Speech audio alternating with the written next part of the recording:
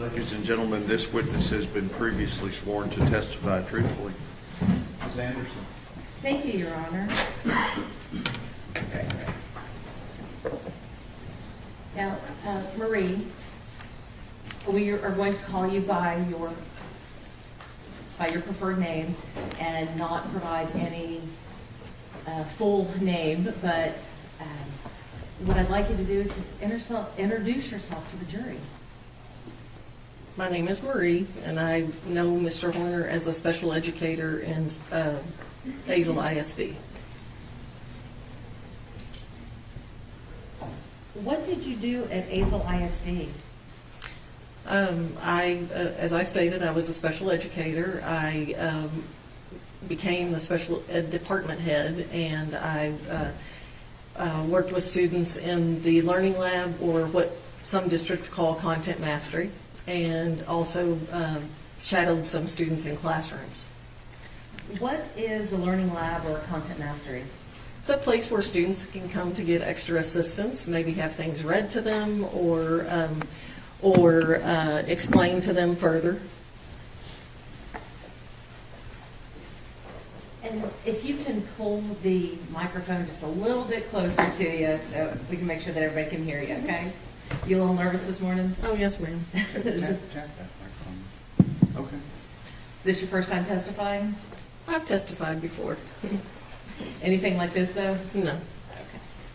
Okay. Marie, you mentioned content mastery and that kids can come there to get help. What kind of help would be provided in a content mastery setting?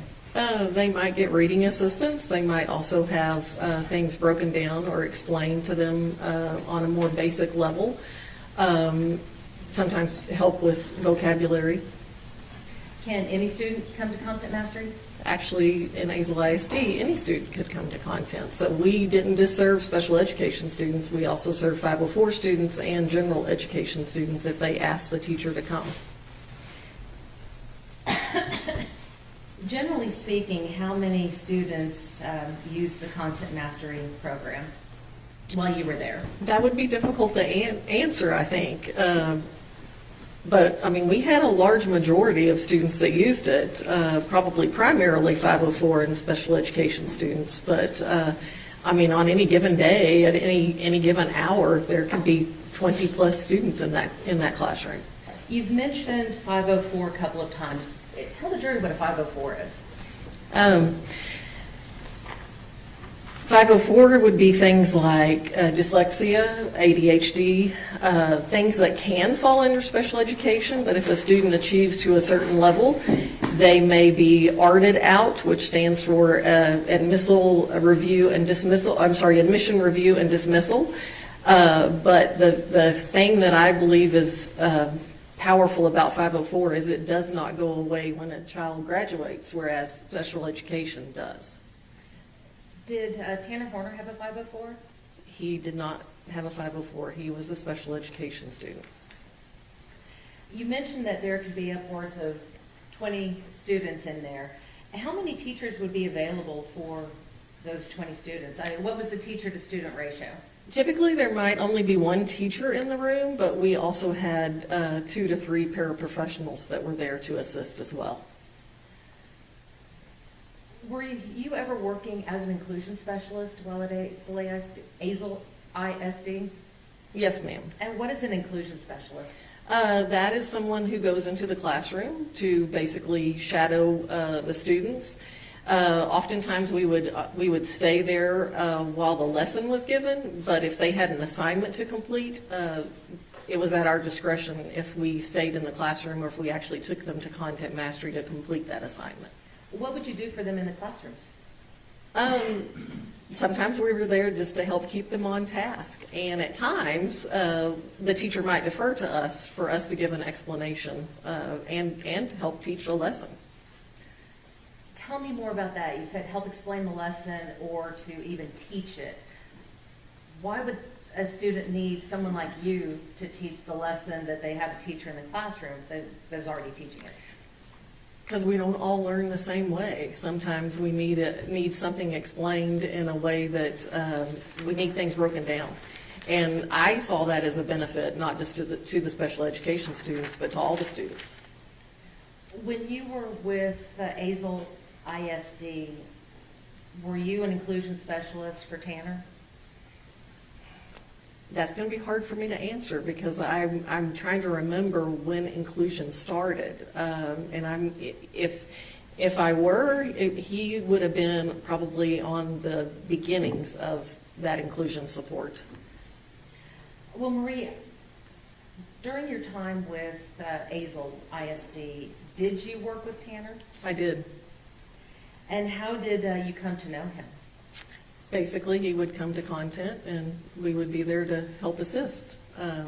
So, let's say he came in for a history lesson or a science lesson, we would sit down and actually, and it wasn't typically just him, he probably came with a group and we would sit down with that group and maybe read some of the content again with them and then try to help them answer the questions that the teacher had sent for them to complete.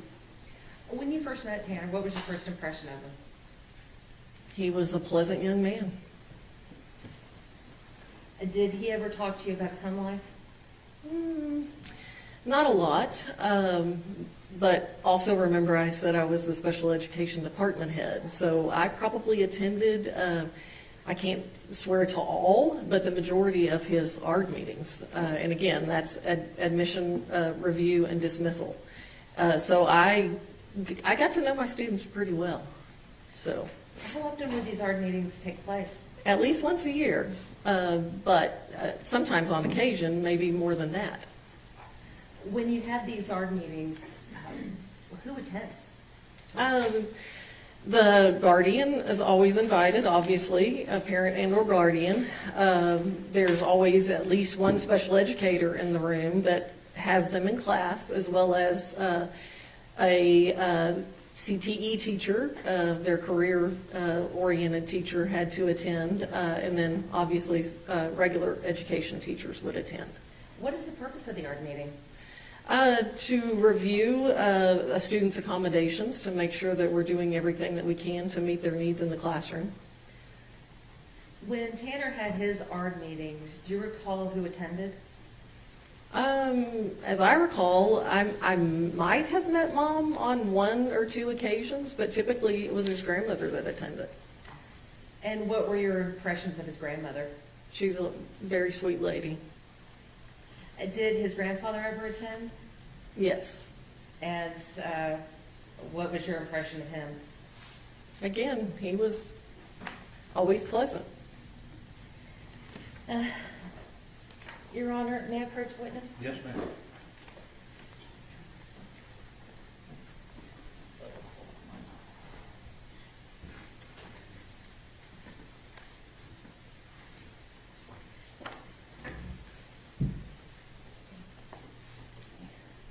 Marie, I'm going to hand you what has been marked as Defendant's Exhibit number 75. We'll just take a look at this for a moment. Yes, ma'am.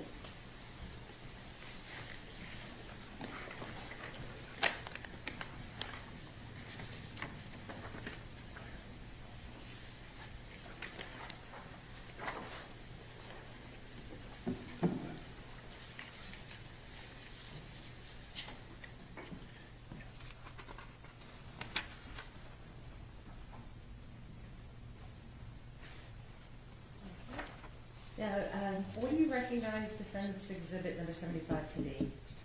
Well, it would appear to be his educational record and the districts that he attended throughout the time that he was in school, and it looks like he came to Azle in 6th grade. The defense offers Defense Exhibit number 75, which has been on file the requisite amount of time and has been previously tendered to the state. Look at what it is.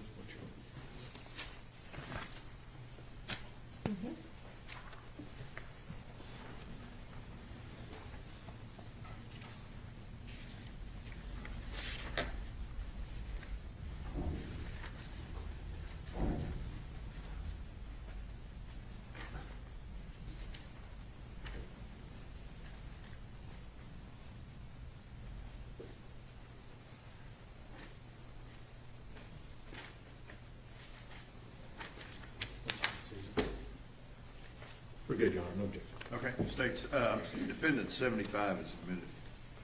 Now, Marie, have you seen these records before? Yes, ma'am. And did you review them in preparation for your testimony today? Briefly, yes.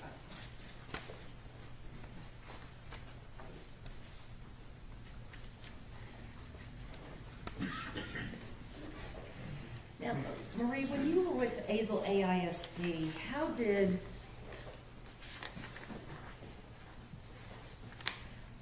did they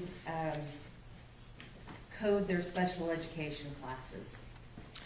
Well, for a period of time, you were able to look at a transcript and tell the difference between a special ed class and a regular ed class. But then we kind of slid into a period of time where the state required that everything look more consistent. And so unless you were on the teacher side, you really couldn't tell the difference.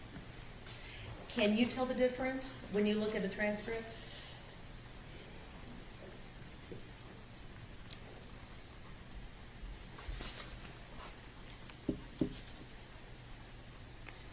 Or I guess, let me ask it this way.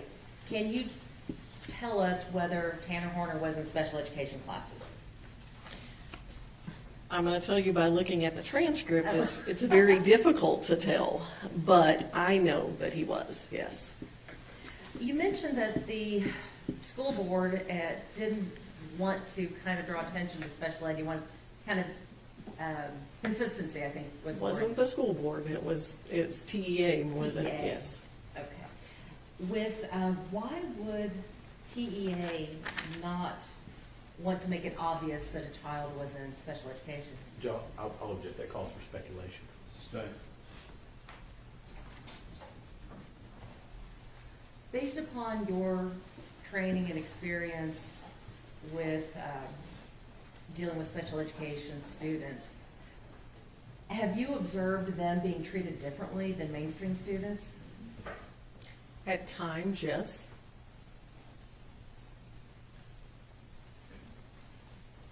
In looking at Tanner's records there, are there any categorizations which may have indicated that he needed any sort of special services?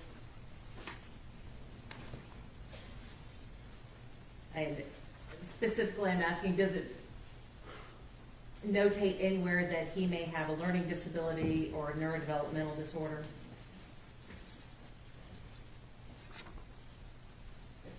And these particular records that I have here, no ma'am.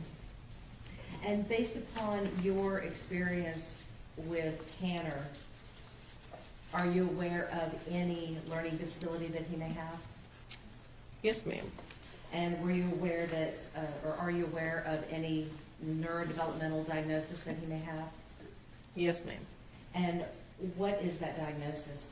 Well, I know he was a student he was classified as a student with a learning disability. I can't tell you the subject it was in. I just remember that. And I also know that he was considered on the autism spectrum. To your knowledge, did anyone, without naming names, did anyone at the school perform an evaluation to make that determination? Well, yes, ma'am. Otherwise, they couldn't be under that heading. So in order to have that heading of autism or learning disabled, the school themselves would have had to have done an evaluation? Yes, a diagnostician would have evaluated him, and probably an LSSP would have also evaluated him. So somebody just couldn't come in there and say, hey, I'm autistic, or hi, I have a learning disability, put me in these classes? No, doesn't happen that way. It has a process? Yes, yes, ma'am. And if they don't meet the criteria, would they be allowed to be in those programs? Judge, I'll object as to leading this witness. Don't leave your witness. You may answer the question. You may have to restate the question, I'm sorry. In order to be in the program, would you have to have a diagnosis? Yes.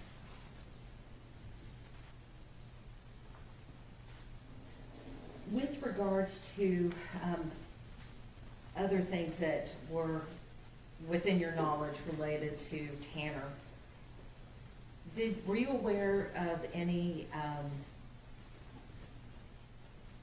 I guess, category or characterization or anything regarding an emotional disturbance? I do believe that that had been on his record before, but as I recall, it wasn't on his record when he was at the high school. Why would something like that change? Well, we put students in certain programs to hopefully teach them some coping skills so that they can be more integrated into the regular classroom.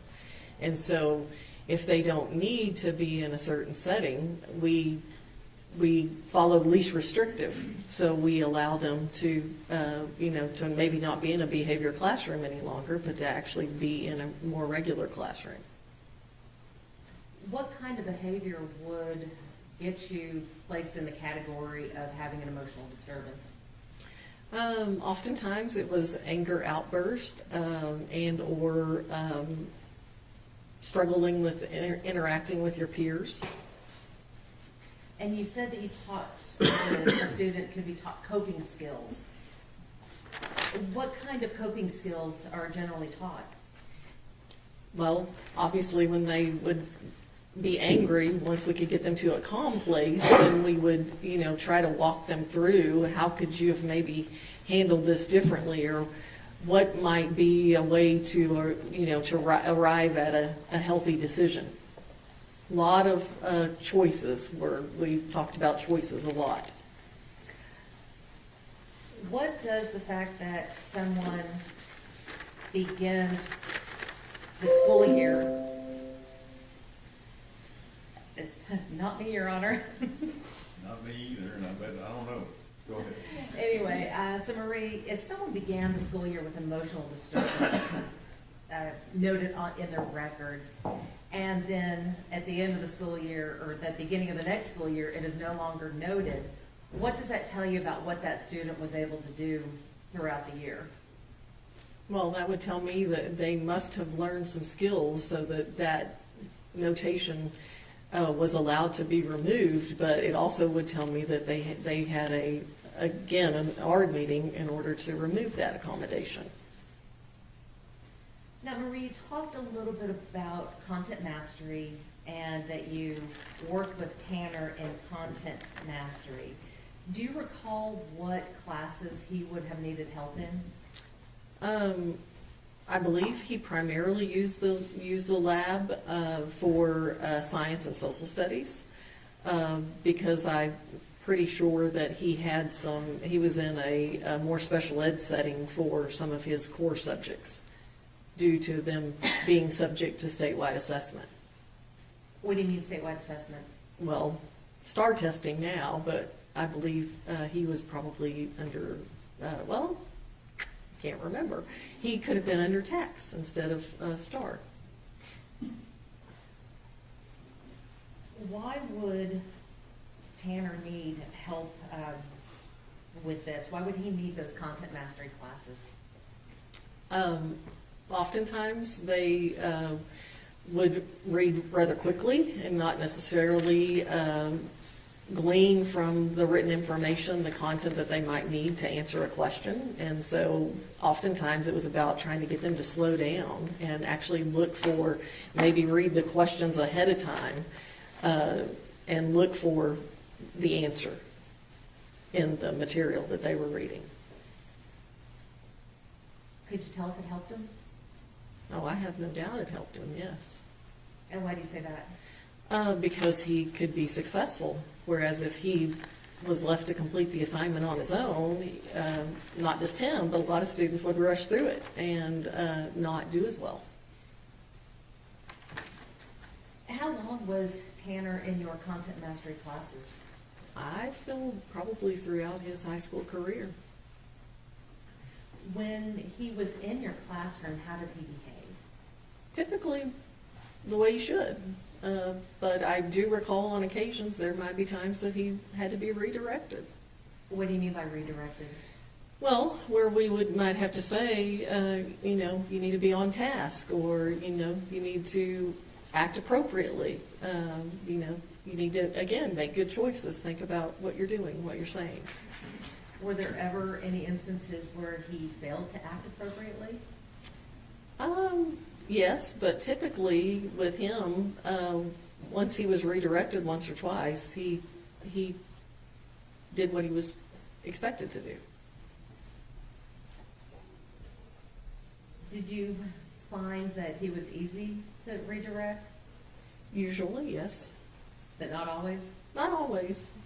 Is that typical for a teenage boy? Well, yeah, I would say so. Now, Marie, you had the opportunity to watch Tanner throughout his 4 years of high school. I want to talk to you about his ability to reason through things. How would you describe Tanner's ability to reason through his problems or problem solve? He usually could come to a good conclusion given enough time. But I think if he felt pressured to have to make a split-second decision, he didn't always make the best choice. And that's where those redirections would come from. And if there were no redirections, what would happen? I'm not sure he would always make the best choice.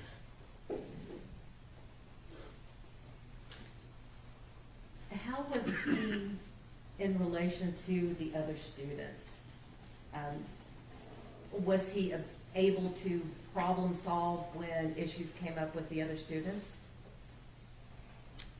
Most of the time, but I think there might have been a few instances where he couldn't. I mean, I feel like, and I'm not sure if it's a part of this record or not, but I know that he did get into some trouble, at the high school.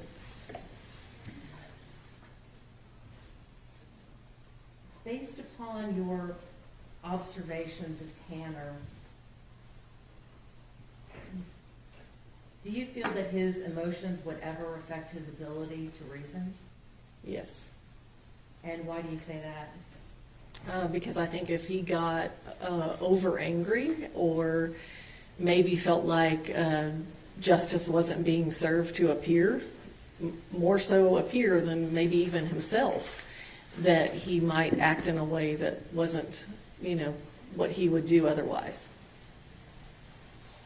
Did you ever see him act out in that manner? Yes. How often did you see that with Tanner? It was pretty rare. Maybe once or twice in the time that I recall him being while he was at the high school. In the 4 years that you spent with Tanner, did you ever see him get physically aggressive with anybody? I know there was an instance that happened, but I don't believe I saw it. I don't think I witnessed it.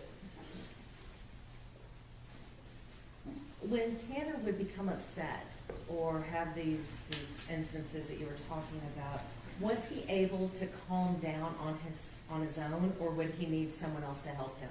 He oftentimes needed someone else to help him. What would that someone do to help calm him down? Well, sometimes it's about not talking and just providing a safe place to be until he was in the right frame of mind to talk about the circumstances, and maybe then help him frame what a better choice might have been. Were you ever one of the people that helped calm him down? I feel like on at least one or two occasions, yes. Now, Marie, you talked a little bit about disciplinary records and said that you felt that he had at least one incident. In looking at the records, can you tell whether or not, or how many instances there were of fighting or mutual combat? Looks like there are 2 on this record. A lot of the others are really more about, code of conduct, which might be dress code or something like that, and not necessarily a physical altercation. I think there's only 2 fighting or mutual combat on here. Well, let's talk about the fighting and the mutual combat. Can you tell from the records what happened during those altercations? No. Can you because- tell who started it? No. What kind of policy did the school district have at that time regarding any sort of physical contact like that? Zero tolerance. So if two people got in a fight and one person was defending himself, would they still be tagged with fighting or mutual combat? Yes. And from these records, can you tell whether or not Tanner was acting in self-defense in those cases? No, ma'am. Can you tell if he was acting in defense of a third person in those cases? No, ma'am. Just if there's any sort of contact, that's what it's labeled as? Yes. And it doesn't matter who starts it? No. You mentioned the code of conduct violations. Let's talk about that for a moment. You had mentioned that Tanner had several code of conduct violations on his record. For what can a student get a code of conduct violation? Well, it could be dress code. At that time, it could have been that they came to school and needed to shave and refused to shave, and then we had to, make them shave. I can't remember if he was under our ID policy or not, but it could have simply been that he didn't have his ID on if that was required. So when we're talking about code of conduct violations, we're not talking about any sort of violence, are we? Typically not, no. That's going to be more of the fighting and mutual combat.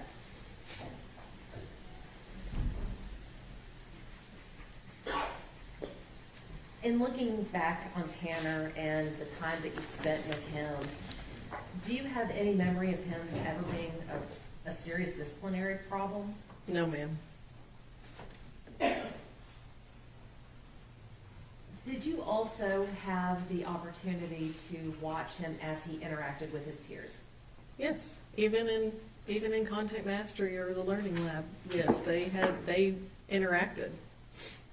And so how often would you get the chance to watch him with his peers? On any average week, probably once or twice a day. Based upon your observations of these interactions, what they look like? Typical interactions, like you would think with any other student. They just had conversations and, laughed and cut up. I.e. the reason why I said sometimes they had to be redirected. Was he accepted, or could you tell if he was accepted by the people in that group? Judge, I'll object as a speculation as with other people.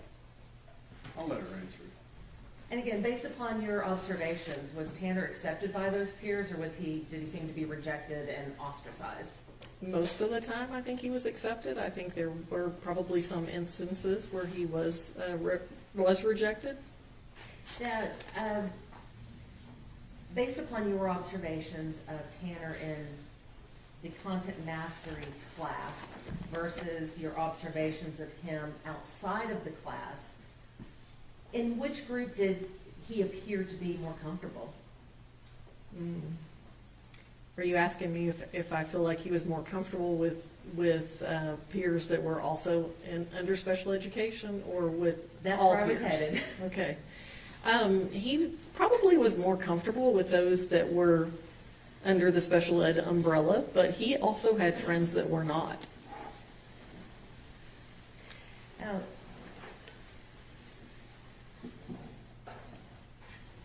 did you ever see any instances where Tanner had difficulty fitting in, or he was teased, or, I hate to use the word bullied, but, kind of mistreated by other students? Well, I think there were probably times in the hallways in the mall area, the way Azle High School set up, maybe in the cafeteria, where he wasn't always treated as he should. And a lot of times we would not intervene unless it escalated to a point that we felt like we needed to, because they have to learn how to manage those relationships. You talked about Tanner being in the content mastery, and you talked about having him for 4 years. Did Tanner ultimately graduate from high school? Yes. Based upon your observations and your interventions with him, could you tell whether graduating from high school was an easy task for Tanner? I don't think it was an easy task, no. Oh, why do you say that? Well, I mean, because, I mean, an average kid struggles, but I think a student under the special ed umbrella struggles more because it's hard for us to level the playing field and make sure that they have the accommodations that they need to be successful. When a student graduates from high school and they've been in these classes such as, you know, having an inclusion specialist or having special education programs or being able to get a content mastery, is that the sort of thing that follows them when they graduate? No, ma'am. A lot of people don't know this, but special education ends when a student graduates. And they're expected to acclimate and fit in and, you know, just move along through society without accommodations that they've had for, in his case, more than 4 years. So looking back at everything, was Tanner more able to complete his tasks when in a structured environment? Absolutely. Was he more able to be redirected while in a structured environment? Absolutely. Or was he able to overcome the emotional disturbance label that he was given? I think so, for the most part. The last thing I wanted to ask you about, Marie, is you had said that you thought Tanner was a good kid. Why did you think he was a good kid? He was always pleasant to interact with. Not all the students that came to Content Mastery were. Some of them were pretty much forced to come maybe by the teacher. But he always came willingly and typically, like I said, would accept the redirection and complete the tasks that he was sent there for. I'll pass the witness, Your Honor. Cross-examination. Thank you, Your Honor. Marie, it sounds like to me, and by the way, my name is James Stanton. I'm the district attorney for Wise County. Nice to meet you. I saw you sitting back there. I didn't have a chance to introduce myself to you. So good to have you here today. I'm going to go over a couple of things with you. It sounds like at Azle ISD that there were a lot of programs out there for all the students. Yes, sir. To help them with certain subjects. Is that right? Yes, sir. And we talked a lot about the content mastery, but it sounds like to me there was a bunch of kids, whether they were in special education or not, there was a lot of kids that were in content mastery. I would reiterate that is true. They could come, but the majority of the students that came were 504 or special ed students. Right. That had trouble with a certain subject or needed a little extra help. Yes, sir. So in addition to what they were getting with their programs in the school, whether it's a 504 or special ed, they had you and people like you that were helping them additionally Yes. with these types of classes. Mm-hmm. Okay. And so in this particular case, did you work in the high school the whole time, or were you in different places? During his time, I was only at the high school. Only at the high school. Okay. And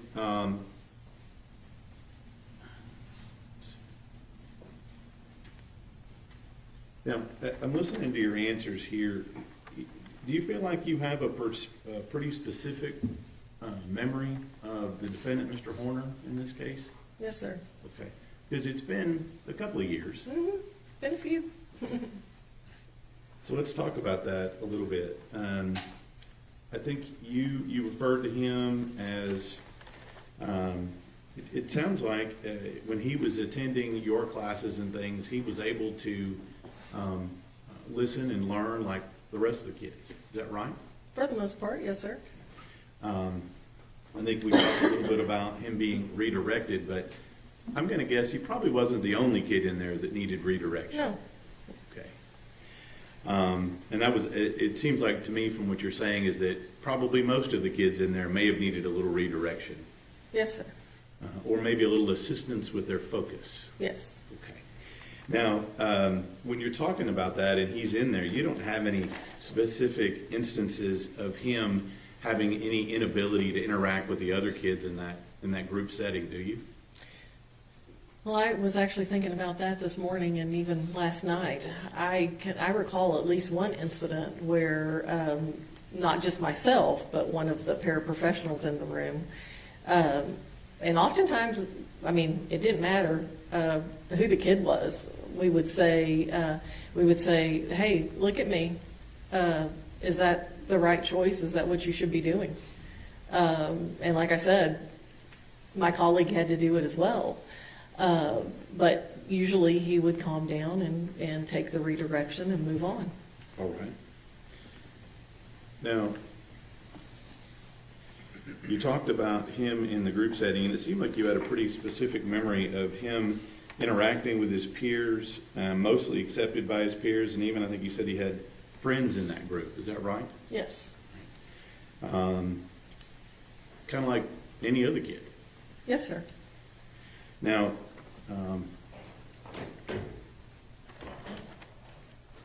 I won't get into this too much. We talked about incidences of fighting or conduct and the whole zero tolerance. Ms. Anderson asked you about defending people and other things, but what it also doesn't say is whether or not somebody actually did start it and was assaulting someone else. Yes. Yeah. The record is very vague. Right. So, and it sounds like to me you had quite a bit of interaction over a 4-year period with Mr. Horner. Is that right? Yes.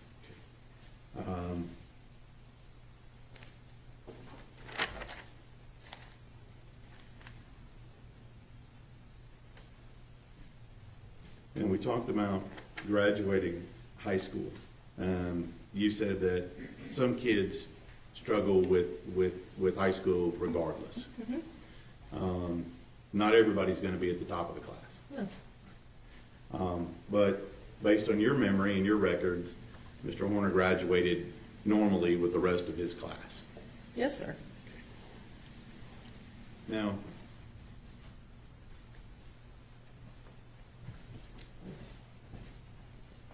at some point, you'll agree with me that your training and your help for the particular student is going to go away because they're 19, 20, 22, 23 years old, right? Well, special education technically in the state of Texas ends when a student turns 21. Okay, thank you. But regardless, people are going to grow up, right? And at some point, they're responsible for their own actions, right? Yes. The school can't just be responsible for them when they're 30. No. Now, try to make sure I cover all this here. And I didn't use your name. I referred to you as ma'am. Is that okay? That's perfectly fine. Okay. I'm a little old school, so.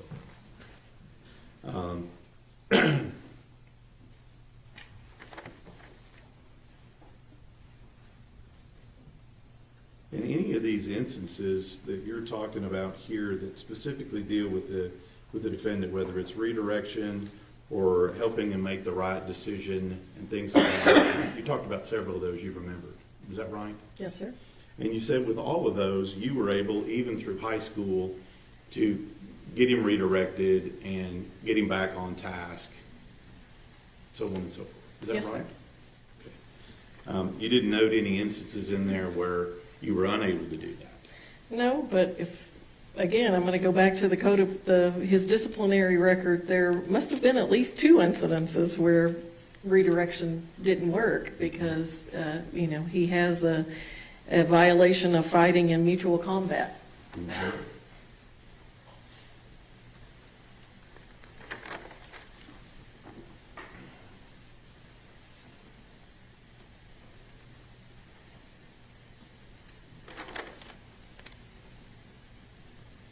That's witness, Ron. Redirect. Just briefly, Your Honor. Mary, with regards to the disciplinary record, have you had the opportunity to look at the disciplinary records of students in Azle ISD throughout your career? I can't say throughout my career, but in the role that I had after I left the high school, I saw many, and so yes, ma'am. And how did Tanner's compare to those? Well, his was pretty short in comparison to some that I've seen.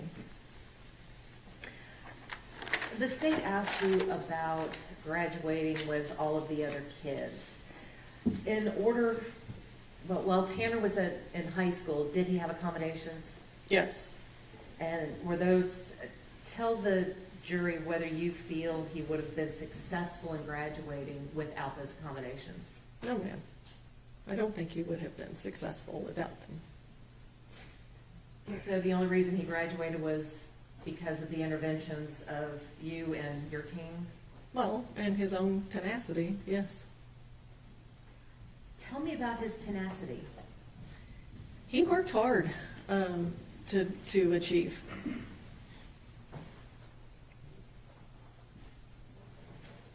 May I have a moment, Your Honor? Yes, ma'am.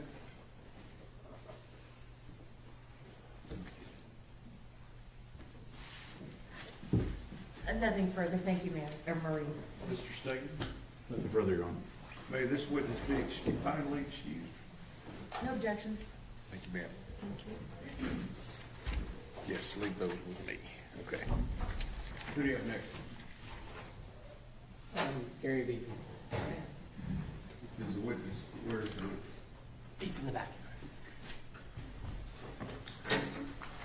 Come here. There you I got it.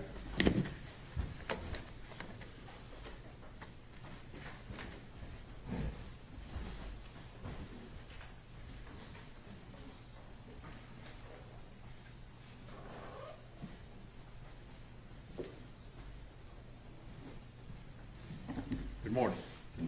Raise your right hand for me. You solemnly swear or affirm testimony given this call to be the truth, the truth, and nothing but the true self you got. Yes. Have a seat right here. First of all, hand me that document that's right there in front of you, okay? There's a rule of evidence in effect that says you cannot be in court unless you're testifying. Once you have testified, don't discuss your testimony with anyone else except the lawyers, okay? Okay, yes, All right, Mr. Bill. Thank you, Your Honor. Good morning. Good morning. Steve Goble, one of Tanner's attorneys. I don't know if we've met. But I need to make clear, we're just going to call you Gary for today. Yes. Is that right? And were you subpoenaed to be here? Yes, And that was by us. yes. How do you know Tanner Horner? He was part of our church a number of years ago. And what's your role at the church? I'm the lead pastor. Do you remember about how old he was when he started attending? I don't recall exactly what age it was, no. Okay. What were your impressions of Tanner while he was attending the church? He was like any other kid. I'd see him walking up and down the halls. He was part of our, I think he started kind of in our youth ministry from the beginning. I think junior high, maybe somewhere around there, I'm not sure. So, you know, he was a kid like everyone else. We were aware that, you know, he had a form of autism a little bit, and so there were moments we dealt with that. But as far as being loved by our church family and our people, he was. And so I assume he wasn't, or will you tell me, was he disruptive or anything? Is that what you're saying? No, he wasn't disruptive. There would be times where something would happen that was out of the ordinary for him, and he would get upset, but he wouldn't take it out on others. He took it out on himself. He would hit himself, you know, just, that was kind of what he did. Now, as the pastor, were you able to have one-on-one conversations with Tanner? Yeah, anytime you see a kid, especially as he got into high school, that is kind of becomes a loner,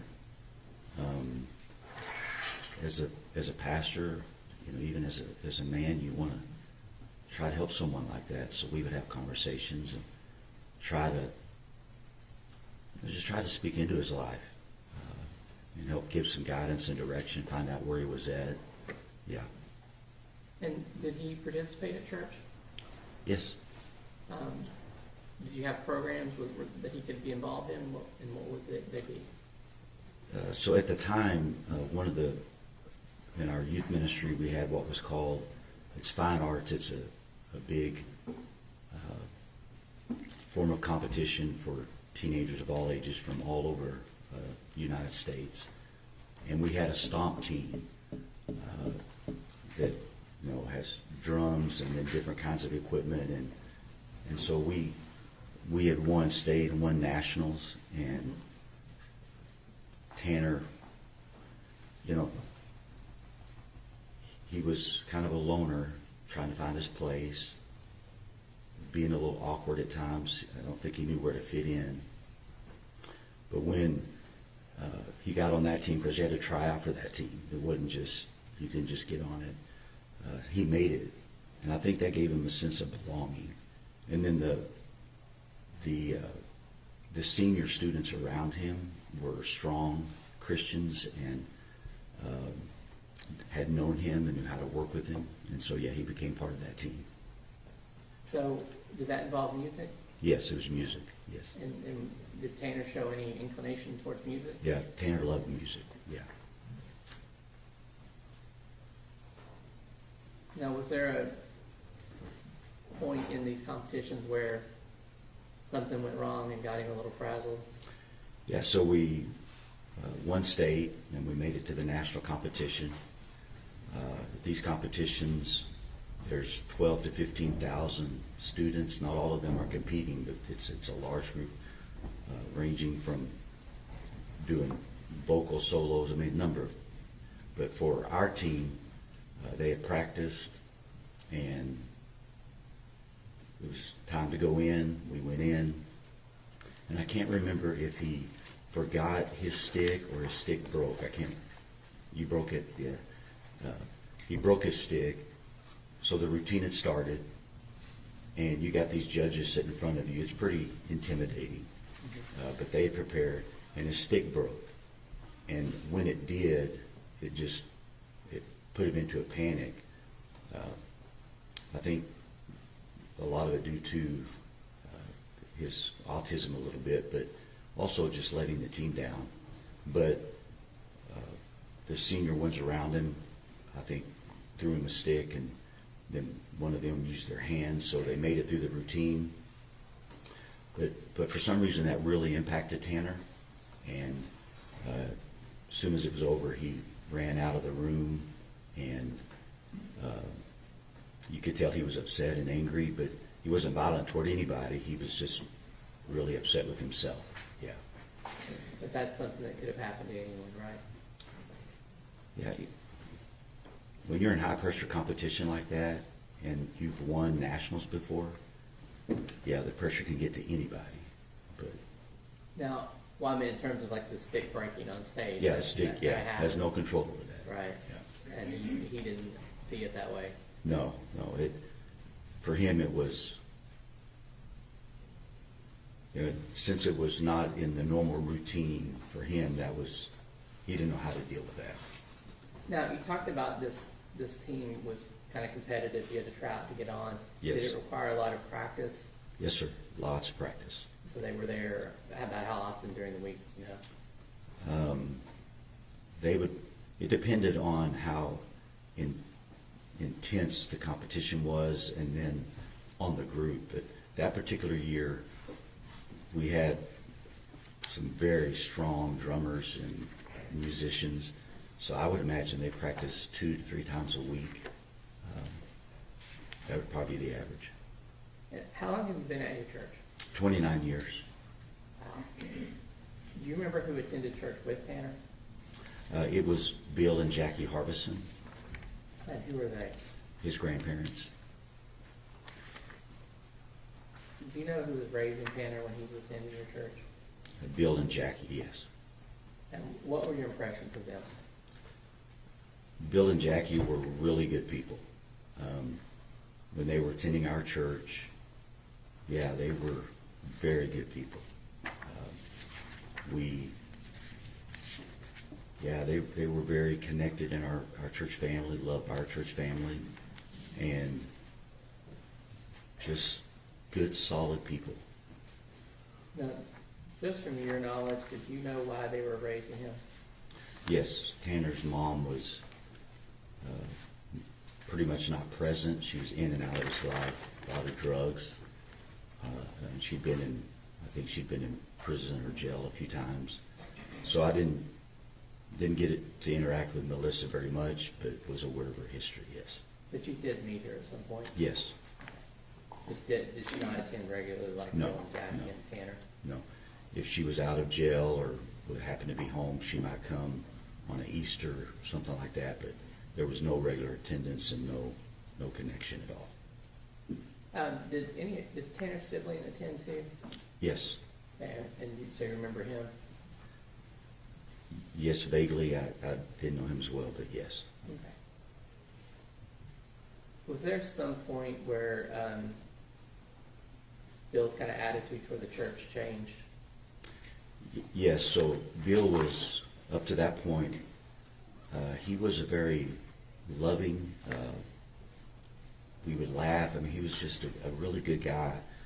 The VA changed his medication, and he became a different person.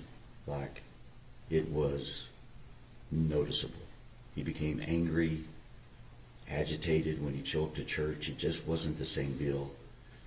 Tried to have conversations with him. He didn't want to have a conversation. And so he just behaved in a way that wasn't normal. Yeah. Was there a specific incident that kind of ended that relationship? Yeah, so we tried to talk to him, but he started bringing a bag to church. He'd carry a bag. And at some point, you have to figure out what's in the bag. So our board, at that time, our security team was a little bit different. They're a lot more intense now, but they finally had to talk to Bill. And the sack had knives and stuff in it. And to him, I don't know why, he thought it was just normal. So when he was told he couldn't bring those to church anymore, he was already upset, but that kind of sent him to the edge. Did Jackie stop attending when Bill did? I can't answer that.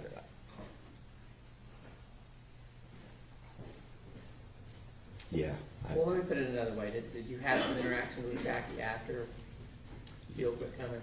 Yeah, Jackie would reach out right after that, and she understood something was wrong with Bill, but I don't remember how long she attended afterwards.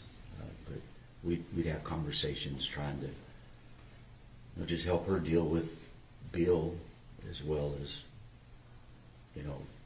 Tanner and his brother.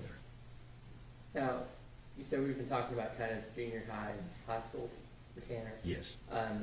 When did you last have contact with Tanner? My last contact was after the incident that we're dealing with now. But when he got into high school, Yeah. and he was able to drive on his own, he didn't come all the time. He kind of had his own life and was developing that, but he would still come off and on. I think after graduation or right before graduation, we present a Bible to every senior, and he was there the day we presented his Bible, and that was a big moment. So I think as a pastor, that was probably one of my last encounters with him that I can remember, yeah. And then you said you had an encounter with him after the incident. Yes, sir. Did he initiate that, or you, or how did that happen? I believe he initiated it, so I received a call that he wanted to visit with me. And so, as a pastor, we don't always get to do the easy things we do what we're called to do. So I met with him and just wanted to make sure he was okay. And wanted to make sure he understood, really what had happened. Because with his autism, and I don't know what range of the spectrum he was, but connecting things together was, sometimes you had to really help him connect that. So I just felt like, all right, number one, I need to go pray with him. And then two, I want to make sure he understands fully what went on. So we went and we had a good conversation, I felt. And talked about the reality that, as far as his physical life, it was never going to be the same. And so the only way that he was going to get through that is if his spiritual life, if he,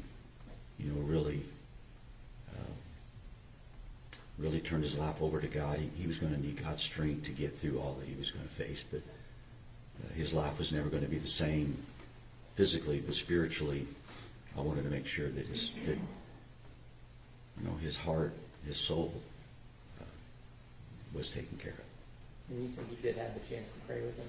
Yes, so I talked to him. We prayed the sinner's prayer together. And then I believe he requested a specific Bible. I can't recall if that Bible was actually delivered. I don't remember. I want to say we did, but I can't remember. I understand, and that's been a little bit of time. That's right been after long. you went in. Yeah.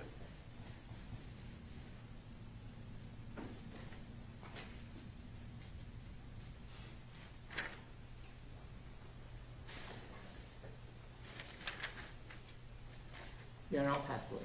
Cross-examination. Sir, I want to talk to you just a little bit about a couple of things. You testified initially that Mr. Horner was able to participate in this youth group. Yes. Right. In this, yeah.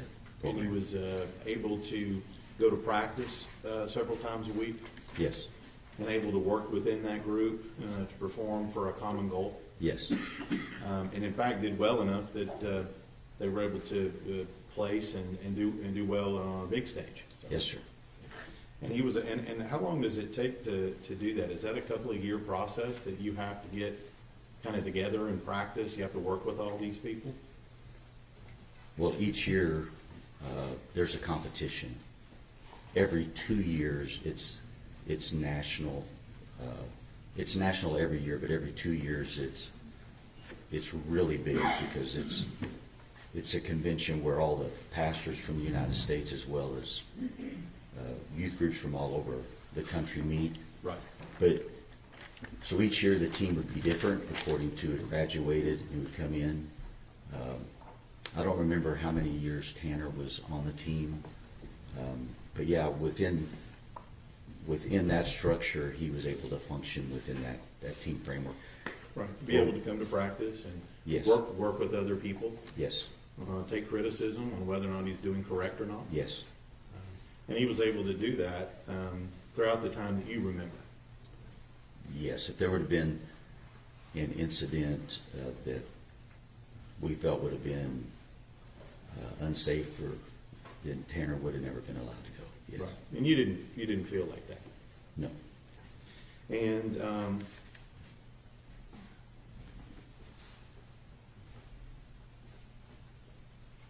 it sounds like that you guys at the church were ready, able, and willing to provide Tanner and his family with whatever support they needed.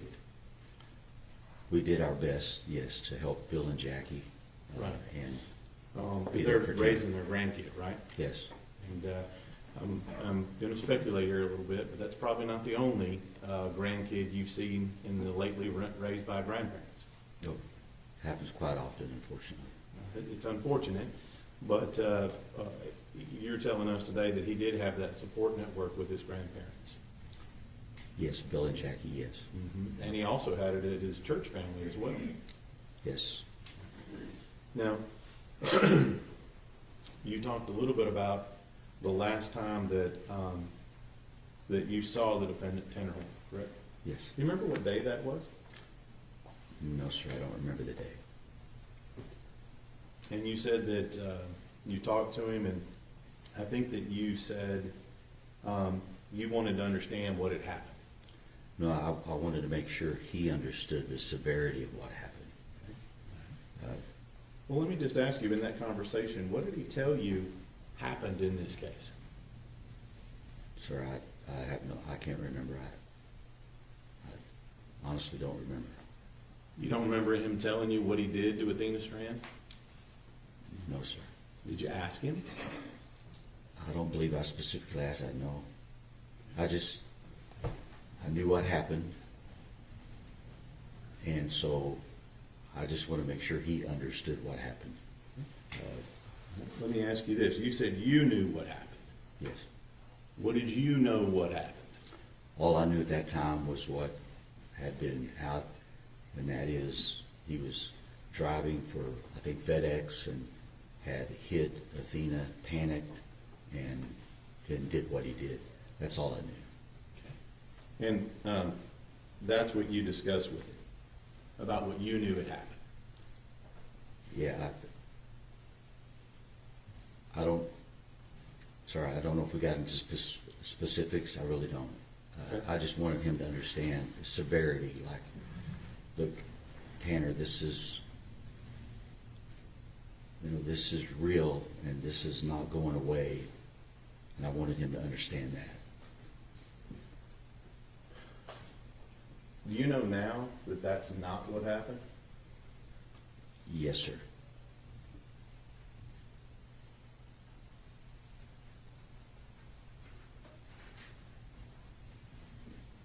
You know now that it's something dramatically different than that. Yes, I haven't watched the case.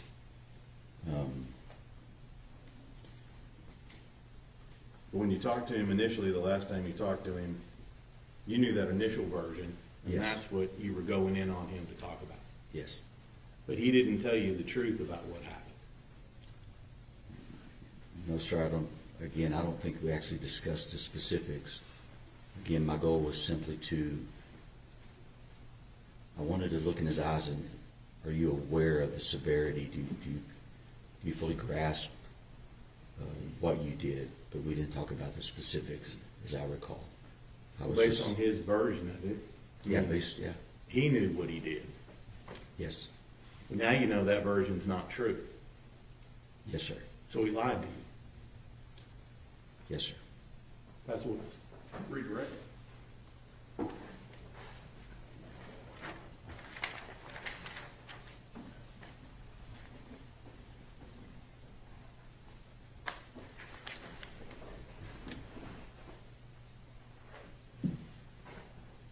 Now, at that time, you knew that Tanner had caused his murder, Yes.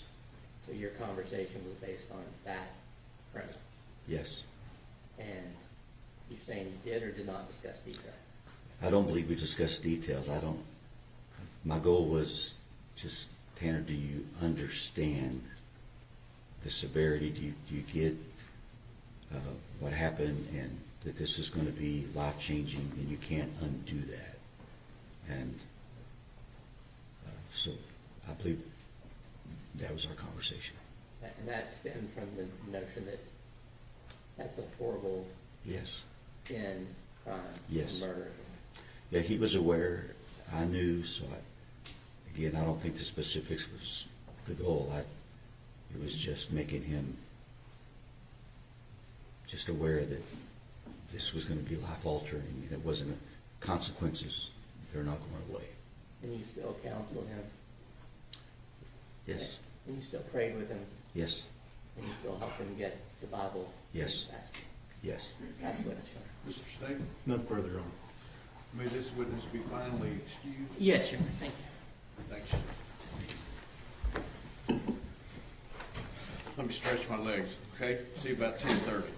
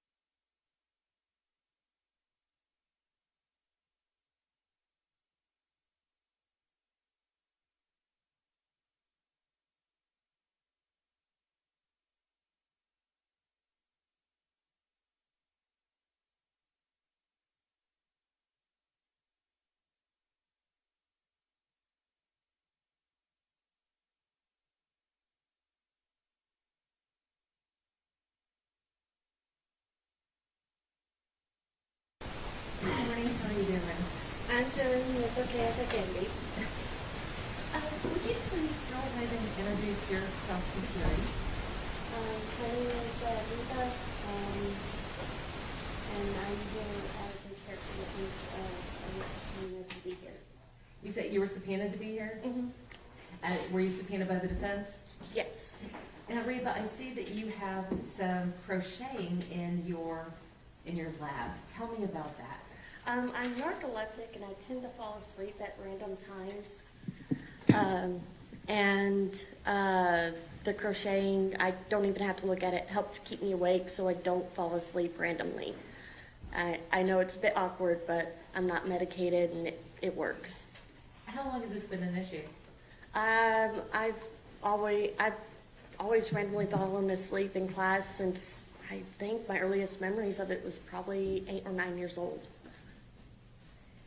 Now, Reba, you had said that you were here to be a character witness for Tanner Horner. And how do you know Tanner? We were best friends when we were in 5th grade and dated briefly in high school. And again, briefly when we got older. You said that you met him in school. What grade were you in when you first met him? 5th grade. Did y'all hang out a lot? On the playground, yeah. And how often would you hang out? Almost daily. Playing games like kickball or, pretend or something like that. And did y'all do anything else together? What other types of games did you play? Like back then, Harry Potter was really big. We would sometimes pretend to play something in Harry Potter, and I would be one of the bad guys or something like that. What was Tanner like at that age? He was energetic, talkative. It was always fun to be around. Now, Reba, did you and Tanner ever attend church together? Yes. What grade were you in when y'all began attending church together? 10th grade. How often would y'all attend church? At least once a week, but sometimes twice a week. Did you and Tanner enjoy going to church? Yes, I enjoyed spending time with him and his family. He would often, during the services in the chapel where they would have the sermons, would have to wake me up because I would fall asleep. So it wasn't just you and Tanner that attended, you attended with his family as well? Mm-hmm. When you say you attended with his family, who are you referring to? His grandmother, his grandfather, and his little brother. You said that you had originally met Tanner when y'all were in the 5th grade. Did you stay friends with him throughout high school? Yes. Did y'all attend high school together? Yes. Well, what was Tanner like in high school? About the same. I mean, he was insecure about being in choir because his voice was changing. Were there any other things that he was insecure about? That one was the main one. He wanted to focus more on playing instruments and things like that. Try to have a music career when he grew up. When y'all were in high school, were you still hanging out together the same amount of time that you did when you were in elementary school? A little bit more. We had more freedom to be like going out to the mall and things like that. And what kinds of things would y'all do in addition to going to the mall? Sometimes we went out to eat with his grandparents, and it was really mainly going out to eat or at the mall or hanging out in his house. Well, you said that you and Tanner had briefly dated while you were in high school. Yes. Tell me about that. He was always really sweet, real gentlemanly. Again, this was a long time ago. But I enjoyed spending time with him back then. Well, how'd y'all make that jump from childhood friends to high school dating?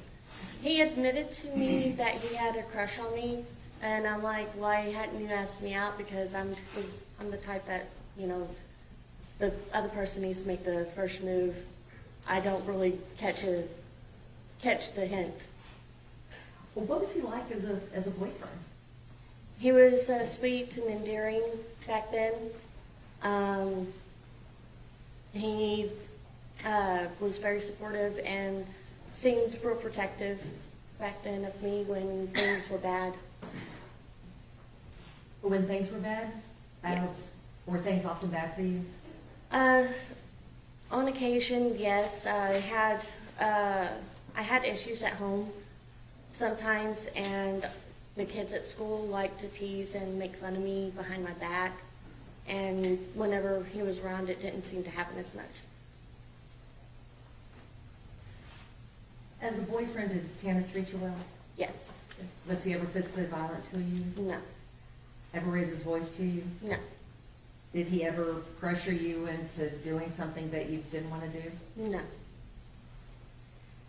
Oh, why did you two break up? I pulled a really dumb move on my part and wanted to date somebody else instead. And so I broke up with Tanner to date another person. How do you take that? Not too well. Why do you say that? He was upset, and he had every right to be upset. He, chased me and the other guy on after school across the street. Well, did you think that he might hurt you? I mean, hurt himself because of the breakup? No, I didn't think about that. I mean, I was more afraid of the emotions rather than the actions. With the, after the breakup, did you still see Tanner?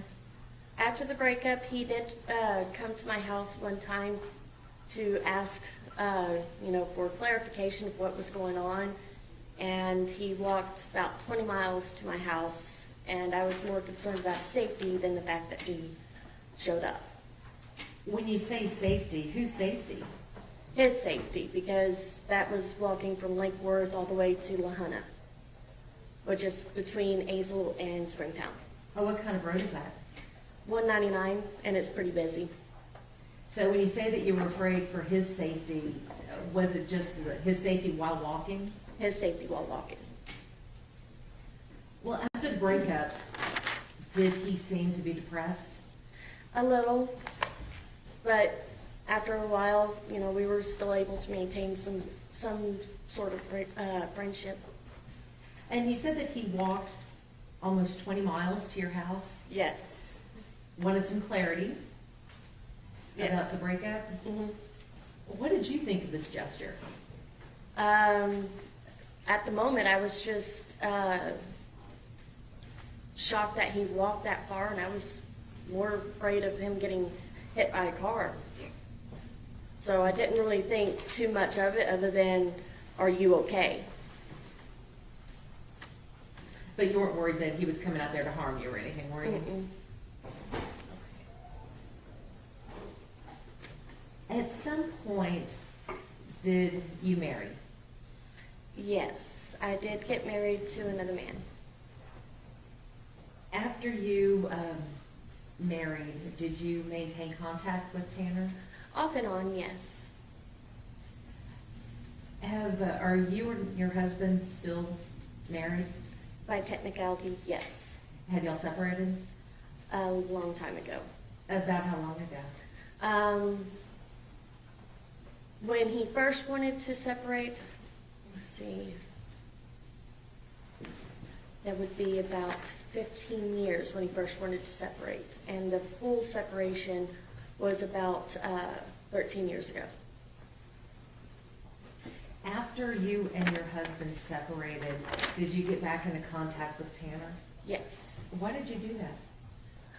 Well, we were already talking back and forth for a while, like I said, throughout the relationship that I had with my husband. He, when things got bad, I would vent to him or, just catch up. Did you ever pursue him with a romantic interest involved? Yes. Was Tanner interested in dating you at the time? No, he wanted to keep it more friends with benefits type thing. And what do you mean by friends with benefits? Not exactly dating, but, still kind of together. How did you feel about that? Were you okay with it? I was okay with it, but I did try to pressure for more than just that. What, when you say you were pressuring him for more than just that, what kind of relationship did you want? I wanted exclusively dating, because I wanted to be with somebody who I could be safe with, or who I thought that I could be safe with. At some point, did y'all begin a relationship like that? Yeah, sort of. So I would say we kind of dated again. Was this Tanner and Reba 2.0, was that different from your high school dating? Not really. I mean, other than, just being adults. When you look back on comparing the two relationships, as the adult, do you feel that you two were more mature at the time? When we were adults, yes, we were more mature. Do you think that y'all had a greater level of emotional intimacy? Yes. Now, when I ask about emotional intimacy, what does that mean to you? Being able to confide in one another and not have judgments on what the other person did. And is this something that Tanner was able to do? Yes. How would he show this level of emotional intimacy with you? We'd sit up late at night and talk, or, go and do things together from time to time. Now, Reba, in addition to emotional intimacy, was there a new physical intimacy? Yes. Did he ever pressure you to do anything that you didn't want to do? Never. Did he always ask for consent before something happened? Yes. Was that important to you? Yes. Why was that important to you? Past abuse. Now, Reba, how long did this new relationship with Tanner last? See, about 3 months. Lovely. Did you enjoy spending time with him during the 3 months? Yes. And why did y'all break up the second time? He was very clear that he wasn't ready to be a dad yet, and that he wanted to focus on his music and that sort of thing, which I totally understood. And then my partner that I'm with now wanted kids and wanted a family, so I took the chance with him. How'd that work out? We have been together for almost 13 years. When you were with Tanner before, how many kids did you have? 2. Now, after y'all broke up the second time, were you able to maintain a friendship with him? Off and on, yes. It would be sporadic whenever we got into contact. I hadn't really talked to him since 2017. Do you still have any mementos of your time together with Tanner? Yes. Tell me about that. It's a little black cat with a spider web on its belly. The day that we got it, we were in high school and at the mall. I had spent most of my birthday money on a book, and I absolutely had to have this cat, and I was $2 short. So he pitched in the rest of the money, and I got the cat. Do you still have that cat? Yes. So what happened when y'all broke up? Who got custody of the cat? I did. On occasion, while we were dating, the little stuffed cat would go to his house, but for the most part, I kept the cat. I'll pass the witness. Cross-examination. Briefly, Your Honor, thank you. Ma'am, My name's James Stanton. I'm the district attorney for Wise and Jack County.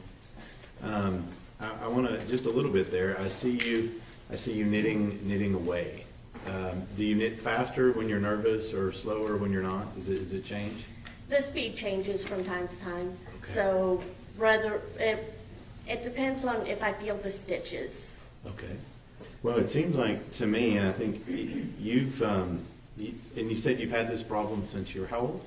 About 8 or 9 years old, I've been, I randomly fall asleep. I also have a condition called cataplexy, which means like if I get too excited or if I'm spooked, that I will either go into a seizure-like event, or I jump and I fall, like all my muscles won't move. Well, I'm gonna tell you, I'm not gonna do any of that to you today, okay? I just note that, so you've had that since you were a kid, and now you're a mom, family, everything else. So it seems like you've kind of found a way to work around whatever problems you had or you were born with. Yep. Now, you did talk a little bit about an instance that you got the new boyfriend, and you said that Mr. Horner had chased you and the boyfriend. I'm trying to make sense of that. He just chased us, asking us why, and I went across the street to where my mom was to pick me up, and I just left it at that. Okay. I'm just trying to get a little clarity on that. And it also, the big thing here is you talked a lot about you said you'd had some rough childhood. I'm not going to get into that. You said you've had some past abuse and things of that nature, right? Mm-hmm. But you're still a mom, got a family. And let me just ask you, just to be clear here, you're not a felon, are you? No. You haven't killed anybody? No. No sexual assault on your part, No. despite your rough childhood? Yes. And the last thing I'm going to ask you is that you said you're here to be a character witness for Mr. Horner. Is that right? Correct. Let me just ask you, do you know what happened in this case? I have heard. What have you heard? Your Honor, that's hearsay. Sustained. Tell me what you know about this case. Objection, Your Honor, that's based on hearsay. Sustained. Um, Hang on, you don't have to answer.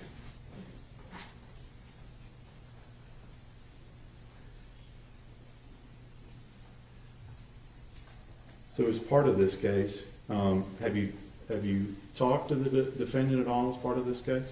no. So are you aware that the original story that he told in this case was that he ran into Athena Strand? Objection, Your Honor, still hearsay. Sustained.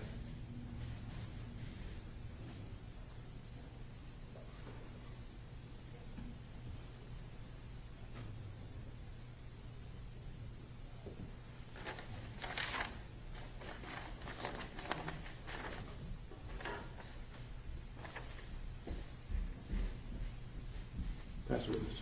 Read the record. Yes, and Reba, I'm sorry, I was looking at my notes and I realized I had left a section out. So I wanted to ask you a little bit about Tanner's home life. Did you ever go to Tanner's house? Yes. Who did he live with?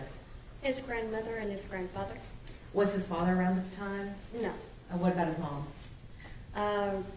Very sporadic. I think I've only, met her once, and he would hardly talk about her back then. When you met her, what was your impression of his mother? I did not have a very good impression of her. Why not? When I did meet her, we were going to Six Flags together, and I don't think she was in the right frame of mind at the time. And my parents were very strict about having adult supervision, and every time she tried to run off, we would have to go and find her, and it felt almost like babysitting. What did you mean by not in the right frame of mind? I don't think she was sober.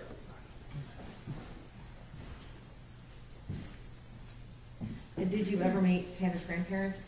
Yes. And what was your impression of his grandmother, Jackie? Very loving. Well,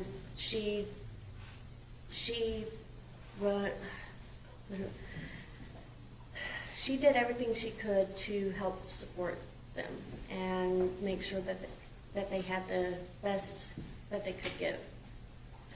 And what about his grandfather, Bill? He reminded me a bit of my dad. My dad's a veteran, and he was quiet and almost stoic at times. So I really didn't talk to him much. He just sat there and was really quiet. Were you around when, or let me back up, were you able to see any interactions between Bill and Tanner? Not really. I mean, there was like maybe one time that I remember when I went over to his house, and it was really early before church, and that morning Tanner was really abnormally quiet, and I could feel like his grandfather was a little upset or angry that morning. He didn't say anything. There wasn't any, actual interaction while I was there, but you could just feel the emotions in the room. Were they good emotions? No, they didn't feel like they were pleasant emotions. All right, I'll pass the witness. Mr. Staton, Nothing further, Your Honor. may this witness be finally excused? No objections. Any objection from the state? No. All right, thank you, ma'am. Just come here first, real quick. Yeah, I was going to say, counsel.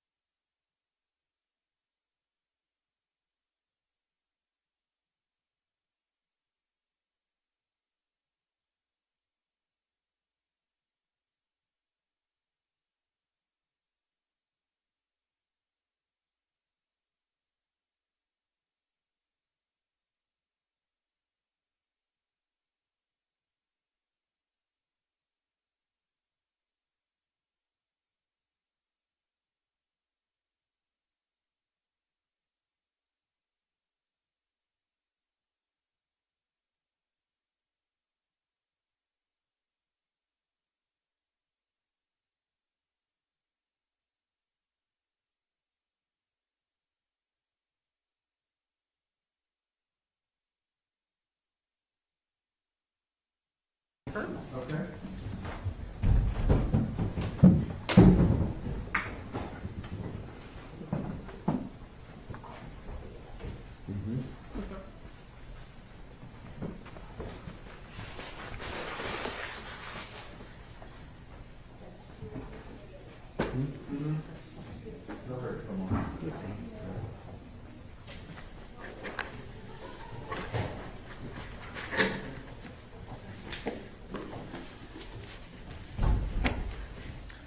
Hey, let me know when lunch gets here. Okay. Who is it? Okay. Okay. Yeah. Huh? Okay. You get some time off? Slacker.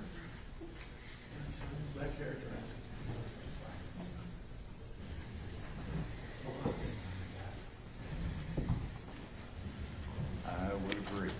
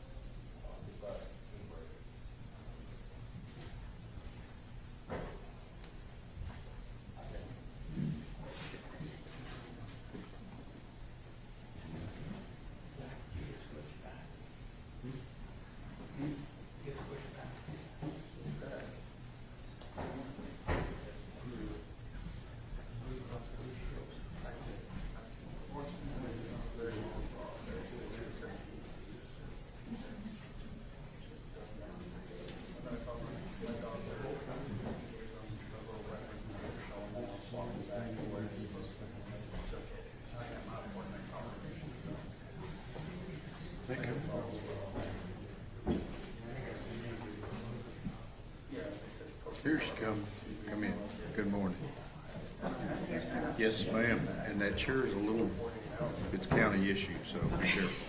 All right. Thank you for the warning. Raise your right hand, solemnly swear or affirm the testimony given this cause to be the truth, whole truth, and nothing but the truth, so help you God. Rule of evidence in effect says you can't be in court unless you're testifying. Once you have testified, now discuss your testimony with anybody else except the lawyers. Okay. First and last name for the court reporter and spelling. My first name is Amy, A-M-Y, and my last name is Fritz, F-R-I-T-Z.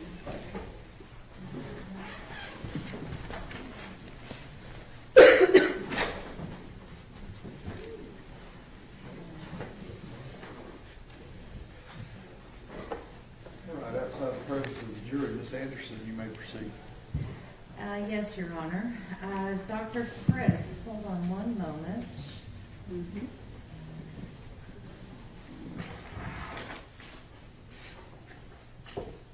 Go Fritz, Your Honor. Yes, ma'am.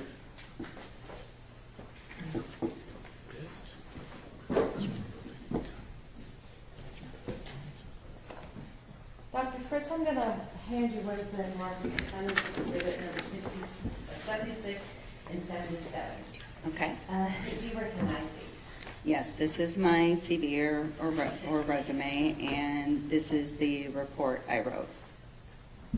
Does your defendant's exhibit number 77, does that accurately reflect your education, training, and work experience? Yes, it does. And defense exhibit number 76, does that accurately reflect the findings and testing and evaluation that you conducted in this? It does. Defense offers defense exhibits 76 and 77 that have been previously tendered to the state. At this point, I'll admit them for the record, and then in the presence of the jury, we can admit, or do you want to admit it for all purposes?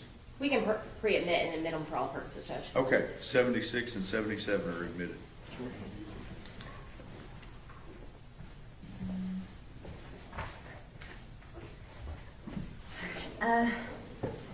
Dr. Fritz, your CV has been offered into evidence, so I'm not going to ask you about your credentials during this. But I did want to ask you, what were you asked to do in this particular case? Sure. So I was contacted by the defense in order to opine on whether Mr. Horner has autism and the social communication traits that are specifically associated with neurodivergence. Did you perform any autism tests to diagnose autism? No. So as a speech language pathologist, it's not within my scope to make that diagnosis of autism in most states. And I can, however, talk about the social communication aspects, which are like half of the diagnostic criteria from the DSM. Half the diagnostic criteria for what? For autism spectrum disorder. In your line of work, how common is it for an expert or for a doctor to rely upon the reports and findings and test results from other experts? I would say somewhat regular, especially, or somewhat common, especially in the forensic world. And what about in the clinical world? I would say in related fields. So, for example, some of my clients have comorbid medical conditions or mental health conditions that are important for me to know more about. When preparing for this case, did you meet with Tanner? Yes, I evaluated him across 2 days, evaluated him in the jail, and I believe I was there for about 4 hours one day and 3.5 the next. During this time that you spent with him, did you conduct any testing of your own? Yes. So, unfortunately, my field doesn't have a lot of standardized assessments that are appropriate to give to adults over the age of 22. There are profiles that are very helpful, and there are some instruments that we can use to provide age equivalencies or other information that's somewhat standardized. So I did perform both informal and formal assessment, as well as observations, record review, and interviewing with the client himself as well as his grandmother. With regards to the testing that you did do, are those the kinds of tests that are generally accepted in your field? Yes, so the ones that I gave are all very mainstream assessments. So 2 that are standardized for somebody of Tanner's age were the Peabody Picture Vocabulary Test as well as the Expressive One-Word Test. Those are both vocabulary assessments. And then I gave the clinical assessment of language fundamentals. That is actually, the clinical evaluation of language fundamentals. That's Okay, actually the... Hold on, you're talking really fast. Sorry, sir, I'm a little nervous. Well, don't be nervous, because I got to slow down for you. she might throw paper clips at you here in a minute. Oh, no, I don't want to get assaulted here, so let me slow down. Well, let me ask you this, Dr. Fritz. Are all Yeah. of the tests that you performed, are they set out in the report that has been admitted into evidence? They are, yes. What I'd like you to do now is just kind of give us a little brief summary of your findings based on all of the testing and observations and interviews that you did. Sure. So I would say in its most broad scale, I diagnosed Mr. Horner with mild to severe receptive expressive language disorder. That's a strange diagnosis because it is so differential to say mild to severe. But Mr. Horner has some pretty splintered language skills, so some aspects are he's much more competent in than he is in others. And then I also diagnosed him with what's called symbolic dysfunction relating to pragmatic communication. That's a fancy way of saying that he's got a profound social communication deficit. And that's secondary to his organic autism spectrum disorder diagnosis. So let's talk about these diagnoses. Have you been asked to give an opinion as to how these diagnoses may have impacted Tanner, not just throughout his life, but through the crime itself and up to his present incarceration? Yes. So I basically looked at historic or retrospective information as well as information that happened post-crime and reviewed records, interrogation videos, jail calls, letters he wrote to kind of evaluate the use of language constructs after the crime itself. Why is this important for the jury to know? Because of the fact that he has profound social communication deficits, we see evidence of that in his interrogations, in his interactions with loved ones through the jail calls. That would be certainly indicative of somebody who is struggling with social norms and certainly could be deemed as highly inappropriate. And understanding a little bit more about the nature of his social communication deficits, I think, is really the goal. Without your explanation of what you see in the interrogation videos and the jail calls that you reviewed and some of the other evidence that you reviewed, is it possible for those interactions to be misconstrued? Absolutely. So if you look at the words he said, his demeanor, so how he says things in the interrogation, and certainly following in his letters and in his calls, he would seem completely heartless and very inappropriate at times. And being able to look at it through the lens of somebody who's on the autism spectrum and recognizing breakdowns or differences in social communication is something that I was specifically looking for. Do you think that testimony would assist the jury in deciding the ultimate issues in this case? I think it could. I'll pass the witness, Your Honor. Cross-examination. Thank you, Judge.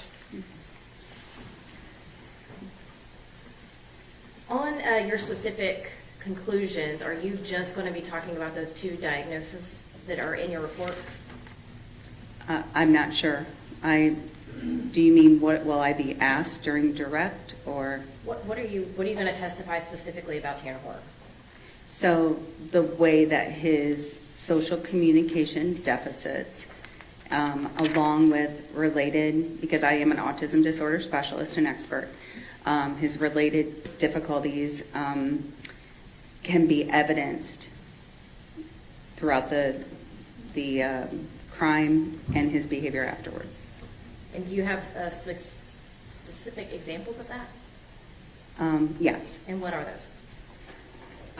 So I'm going to look at, or would like to talk about, issues relating to theory of mind deficits, central coherence challenges, profound social communication challenges, which goes hand in hand with nonverbal communication, or the use of conversational rules and routines, and also understanding of social norms, executive functioning challenges. All of those are a part of what we see in autism, and what I specifically was looking at with Mr. Horner. And did you find specific examples of that? Yes, ma'am. And what are those? So I guess I'm not sure how in depth I'm supposed to go, but I can give you, so I guess I wonder how, just go ahead and talk? Yeah. Okay, so some specifics then would be the fact that his pragmatics are that's social communication, highly impaired. And he has what we call basic functional communication and an understanding of social norms in terms of scripted or typical, manners-based speech. So during the assessment, someone sneezed outside of the room and he's yelled out, "Bless you," because he knew that was an appropriate response. His difficulties come into play more with more nuanced or subtle aspects of communication, things like narrative discourse, very difficult for him to tell a story in a linear fashion. He also has significant difficulty being able to express any sort of emotion. I believe that Mr. Horner has a condition known as alexithymia. It's a secondary. Spell that for the court. Sure, it's ALEX. Now you gotta give me a second so I make sure I do that correctly. ALEXITHYMIA. And this is a common trait among individuals on the autism spectrum. It is a challenge for about 40 to 65% of individuals on the spectrum, as opposed to about 10% in the general population. It is a condition where you have difficulty being able to feel emotions the same way that those of us who are neurotypical, who do not have alexithymia, can feel them, and sort of an overall lack of awareness of their internal state. It also can affect their ability to express empathy or even remorse in a way that's considered prosocial. Okay. And on this alexithymia, was that something that you diagnosed Tanner with, or are you relying on somebody else? Myself. So alexithymia it's more of a trait than a formal diagnosis.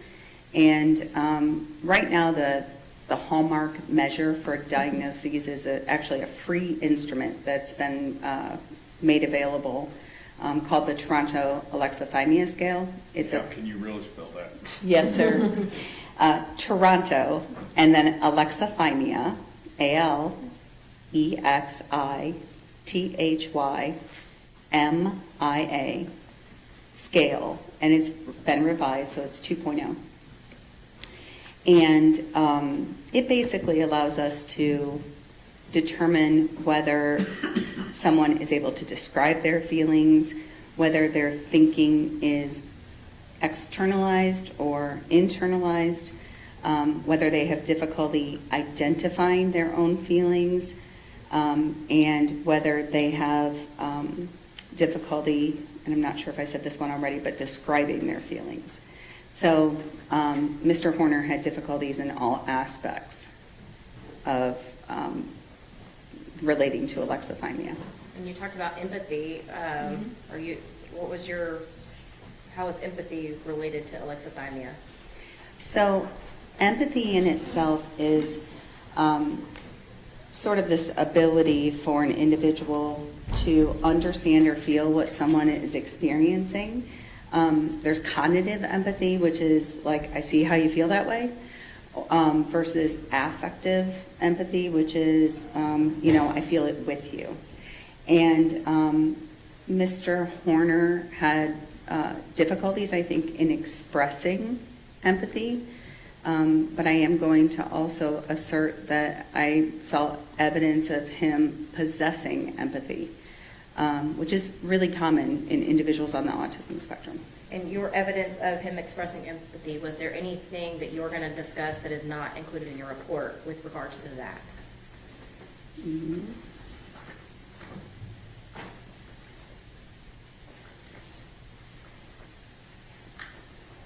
I'm sorry, just give me a moment to look at what I've included. Yeah, you're fine.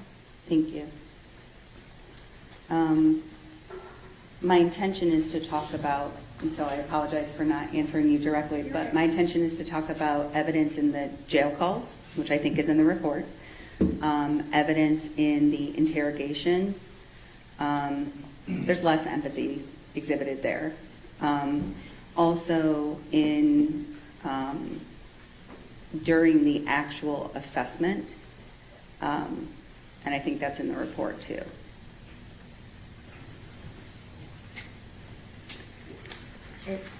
And what part in the assessment was empathy? So one thing that Mr. Horner would do is if he would see somebody being mistreated, for example, in a video scenario, he would express feelings of, saying that that person was being rude, or feeling sorry for a character in a video. Certainly demonstrated empathy for animals. So if he saw an animal that looked sad or was in a cage, he would express that both with his words and with his nonverbal language. Okay. Are there any other, specific examples that you are going to be speaking about on these jail calls or interrogations?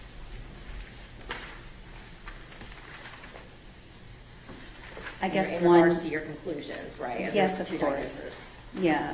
One aspect that I think is important, or as an important example, is when Mr. Horner's mother called him, and he called his mother, couldn't understand why his fellow inmates were looking at him like a monster. And his mother, knowing his difficulties in this area, had to directly put it in terms he could understand. And so therefore gave him that perspective taking. That goes to theory of mind as well, of what if this happened to your child? How would you then feel? And so with that additional prompt, then he could explain and understand how he, to some degree, made Athena's family feel. Okay. And I believe that you listed in your report all the items that you have reviewed, correct?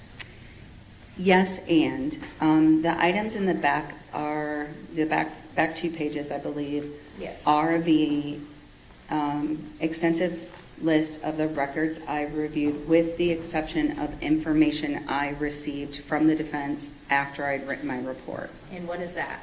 So that would be Dr. Imhoff and Dr. Spence's report, the report from Dr. Arumbala, as well as I believe, information that was provided by the state. So deposition transcripts, jail records, the abduction video, and prior bad acts. I think that's a comprehensive list of the items I've reviewed that are not already reflected in the report. And have you reviewed all those items? Yes, ma'am. And did you create a new report? No, ma'am, I just recently got those. And what are you going to testify to within regards to those specific items that are not included in this report? We can start with Imhoff and Spence. Are you going to testify anything related to the reports of Imhoff and Spence? No, there was nothing new or surprising to me in their report. Okay. Dr. Arambula, are you going to testify to anything with regards to anything in Dr. Arambula's report? Right. Nothing stands out to me, so unless I was asked directly about it, it's, I can't think of anything off the top of my head, and I don't have it in front of me, but there was nothing in it that I planned on speaking about. Okay. And the deposition transcripts, there was a lot of deposition transcripts. Mhm. Which specific deposition transcripts did you receive? I received the one from Mr. Horner's mother and his grandmother, those two. And those are the only ones? Yes, ma'am. And are you going to testify to anything with regards to anything in those deposition transcripts? Yeah, I guess I don't think so unless I'm asked about them in particular. If you were asked about them in particular, would you have anything to say about them? Is there anything that changes your opinion? Nothing changes my opinion, no. How about the abduction video? Again, my opinion changed after watching the abduction video with regards to what Mr. Horner's meltdown would look like, because I could then see directly, his actions.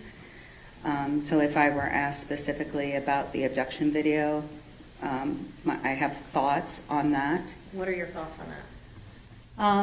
I think that he doesn't demonstrate the emotion dysregulation that I typically see in individuals on the autism spectrum in the moments prior to and right at the time of the abduction. That said, I do see some evidence of his, and I want to say this in the right way, his increased dysregulation as the criminal event is occurring. In other words, his language was kind, cautious, easy, and not scary at first, and then became highly disrespectful and horrific towards Athena. So that change in his language was very evident to me, and something that I could only see once I had seen the video. And that was surprising to you? I think what was surprising was not being able to see the emotion dysregulation because of the fact that Mr. Horner is an affable gentleman who is, certainly has a good sense of humor, is articulate, and I expected to see more of the head banging or of a very red face. Some of the things that I see with, somebody who is autistic who is having a meltdown. That said, Mr. Horner in the interrogation describes a period of disassociation without using that word, kind of losing time or, feeling like he wasn't in control of his actions. That I can also see. And to be honest with you, you've heard the adage that when you've seen one person with autism, you've seen one person with autism. It can look very different. So his emotion dysregulation, taking a sort of quieter lens is not, it was surprising to me, yes, but it's not without precedence.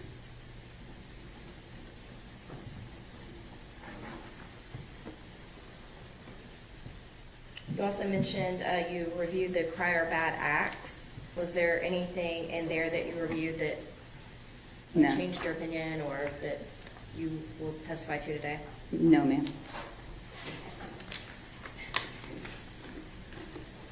What did Tanner Horner tell you about what he did Mr. to Horner Athena? told me that he backed into her because the backup camera was not working. He also told me that he strangled her.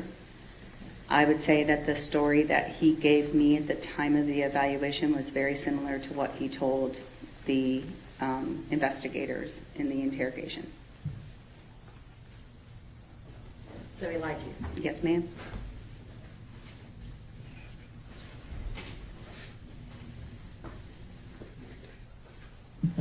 Did he tell you anything about sexually assaulting Athena Strand? No, ma'am, and I didn't ask.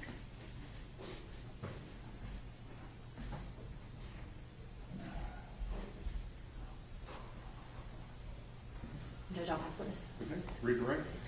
Just briefly, Dr.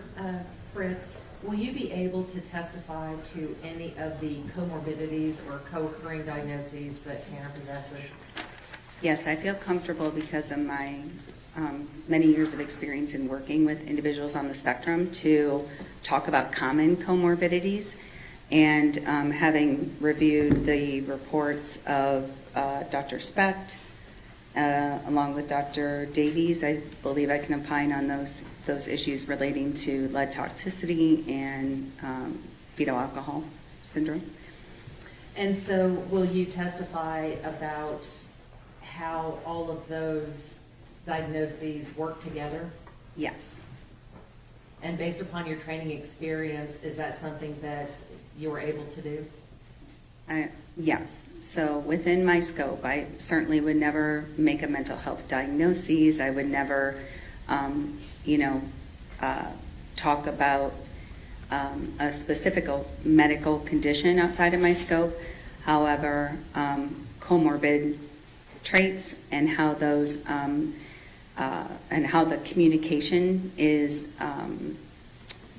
hindered or affected by them is certainly within my wheelhouse. Any other moment, Your Honor? Yes, ma'am.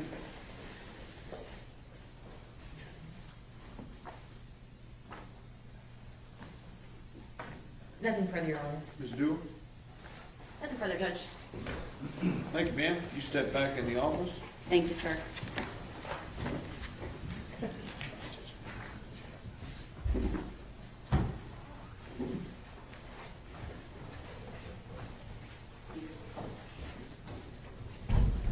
Any objections from the state?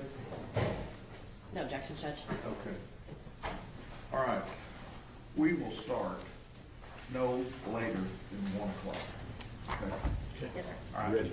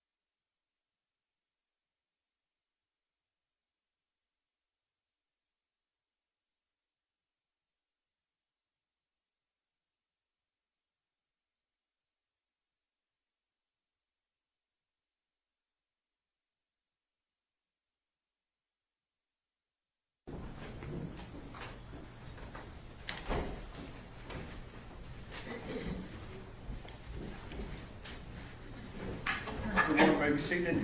Good afternoon. We are ready to proceed, ladies and gentlemen. This witness has been previously sworn to testify truthfully. Ms. Anderson? Yes, Your Honor.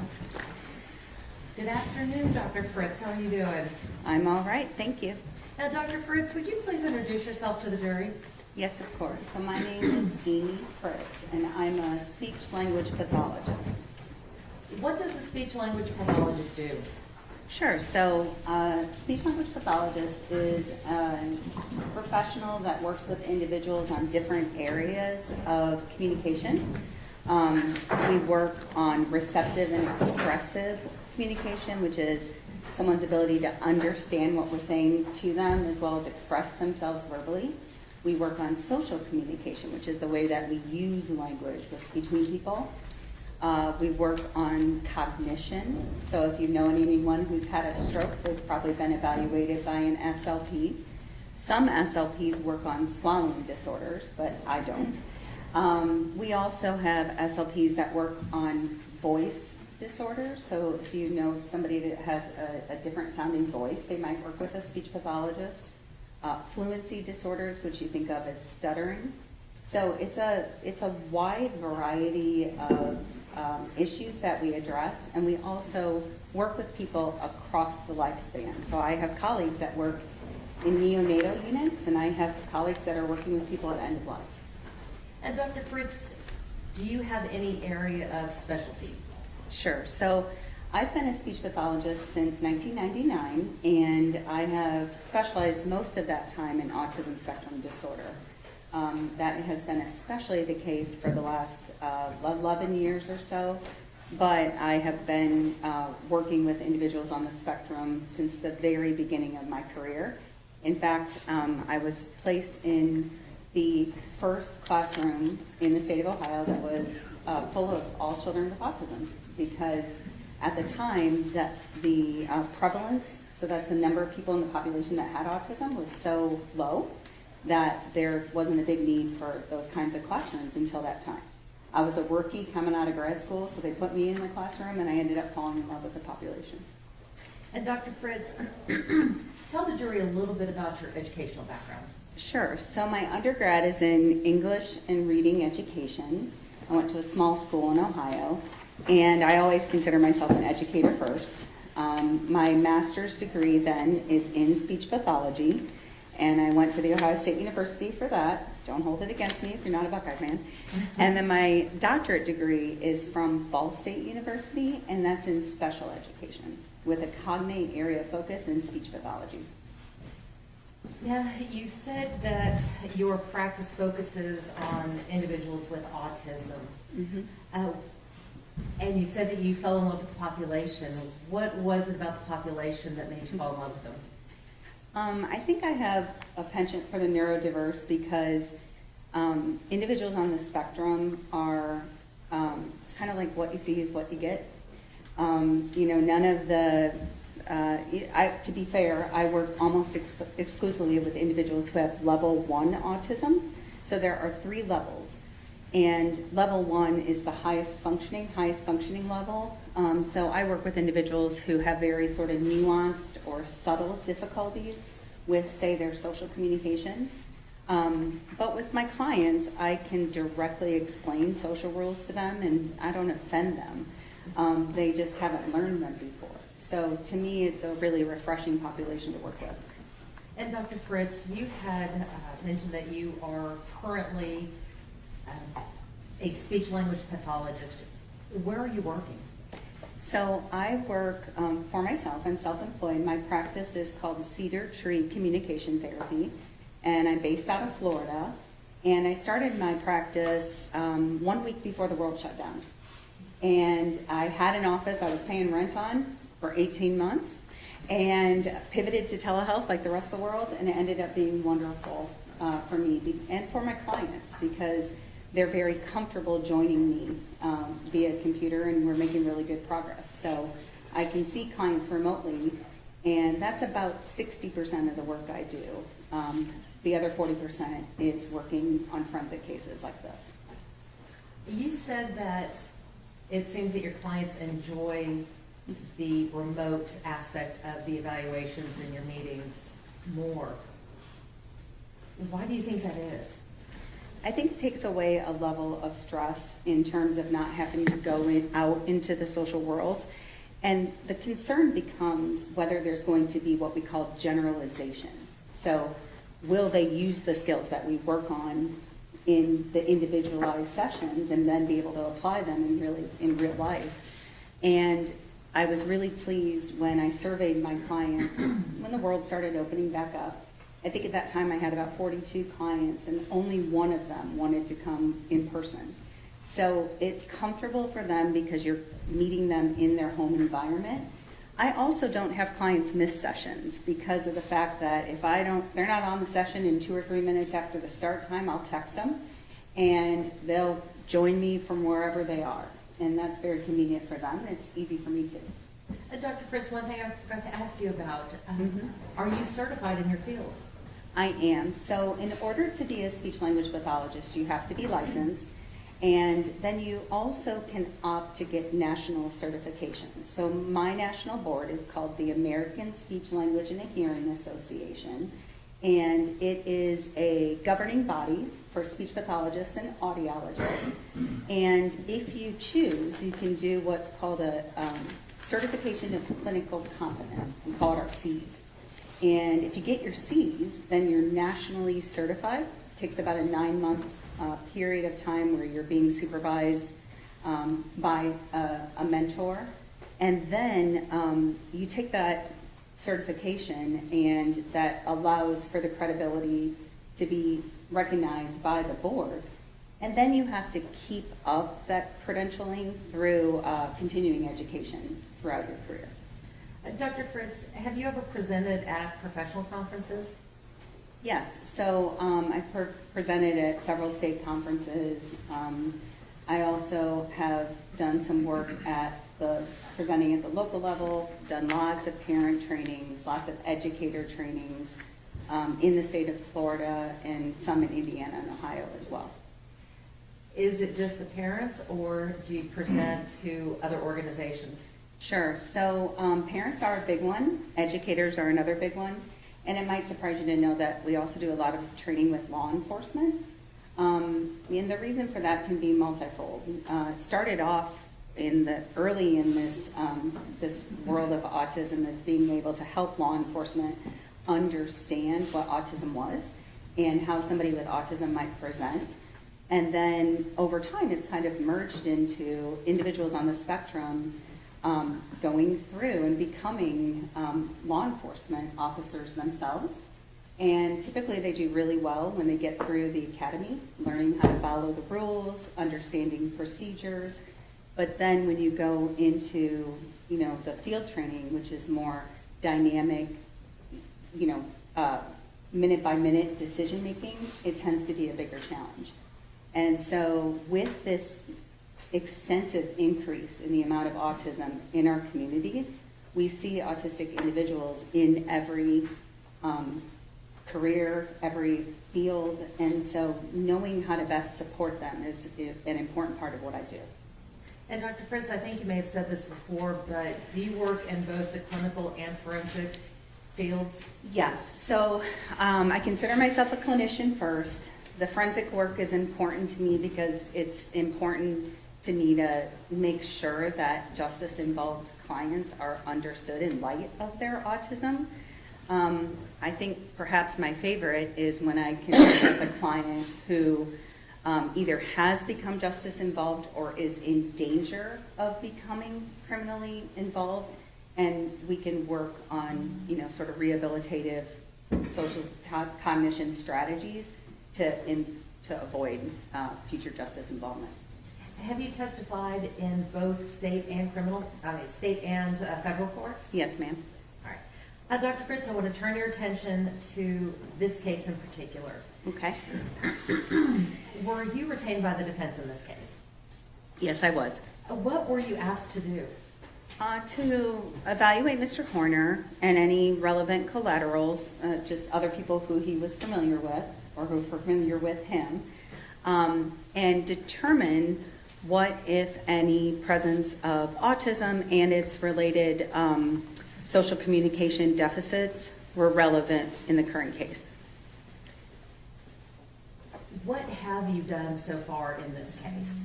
Sure. So I spent a lot of time reviewing records. So we look at educational records to get a good understanding of a client's history. I also looked at social history as much as it was available. So that's information about Mr. Horner's family life and how that might be relevant. I examined some medical records because he's had quite a few associated medical conditions and hospitalizations. Also did some interview with Mr. Horner directly, along with direct assessment with both him and with his grandmother. Dr. Fritz, what is your normal hourly fee for your forensic work? So it ranges depending on what I'm doing. If I'm traveling to come to a case or to go evaluate somebody, there's one rate. If I'm doing something high pressure, like sitting here talking to you, there's another rate. It averages out to $370 an hour. Approximately how many hours have you put into this case? So far, let's see, close to 100 hours. And how much have you been paid so far? So I think right around 15,000. Do you know what your outstanding bill is as of today, April the 27th of 2026? Hopefully my assistant does, but I'm going to guess that it's somewhere around 15 to 20. 1,000? Yes, ma'am. And Dr. Fritz, did you prepare a report of your findings? I did. And did you provide the court a copy of your resume? Yes, ma'am. Your Honor, I believe we have already offered Defense Exhibits 75 and 76 for all purposes. It's 76 and 77, I was close. they have been admitted. May I approach, Your Honor? Yes, ma'am.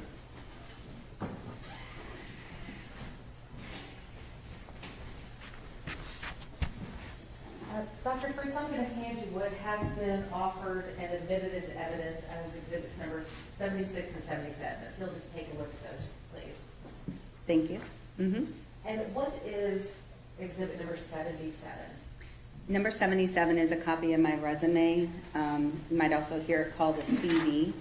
But I'm a clinician rather than a researcher or publisher, so mine looks more like a typical resume. And defense exhibit number 76, what is that, please? That's the formal report I wrote of my speech language assessment of Mr. Horner. You can hold on for a second. Okay. Just have to give them to the court reporter. Okay. You know what? I'm going to give them to you. I'm going to give them to her now because otherwise, yeah, I don't want to walk off with them. Thank you.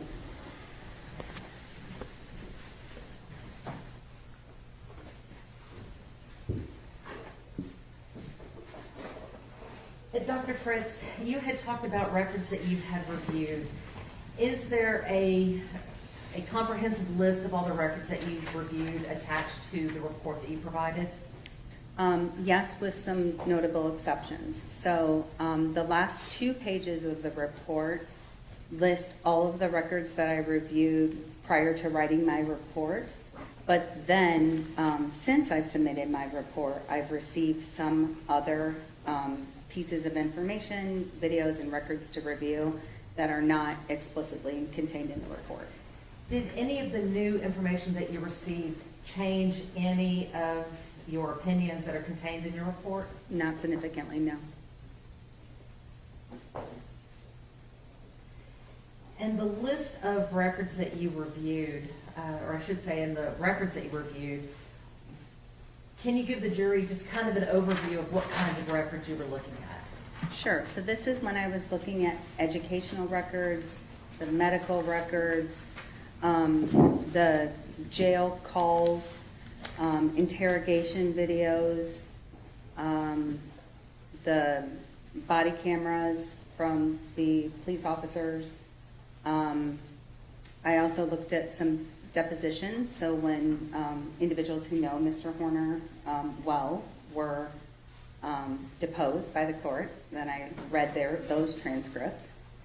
I think that's generally the main ones. And Dr. Fritz, in this case, did you perform any testing on I Mr. did. Horner?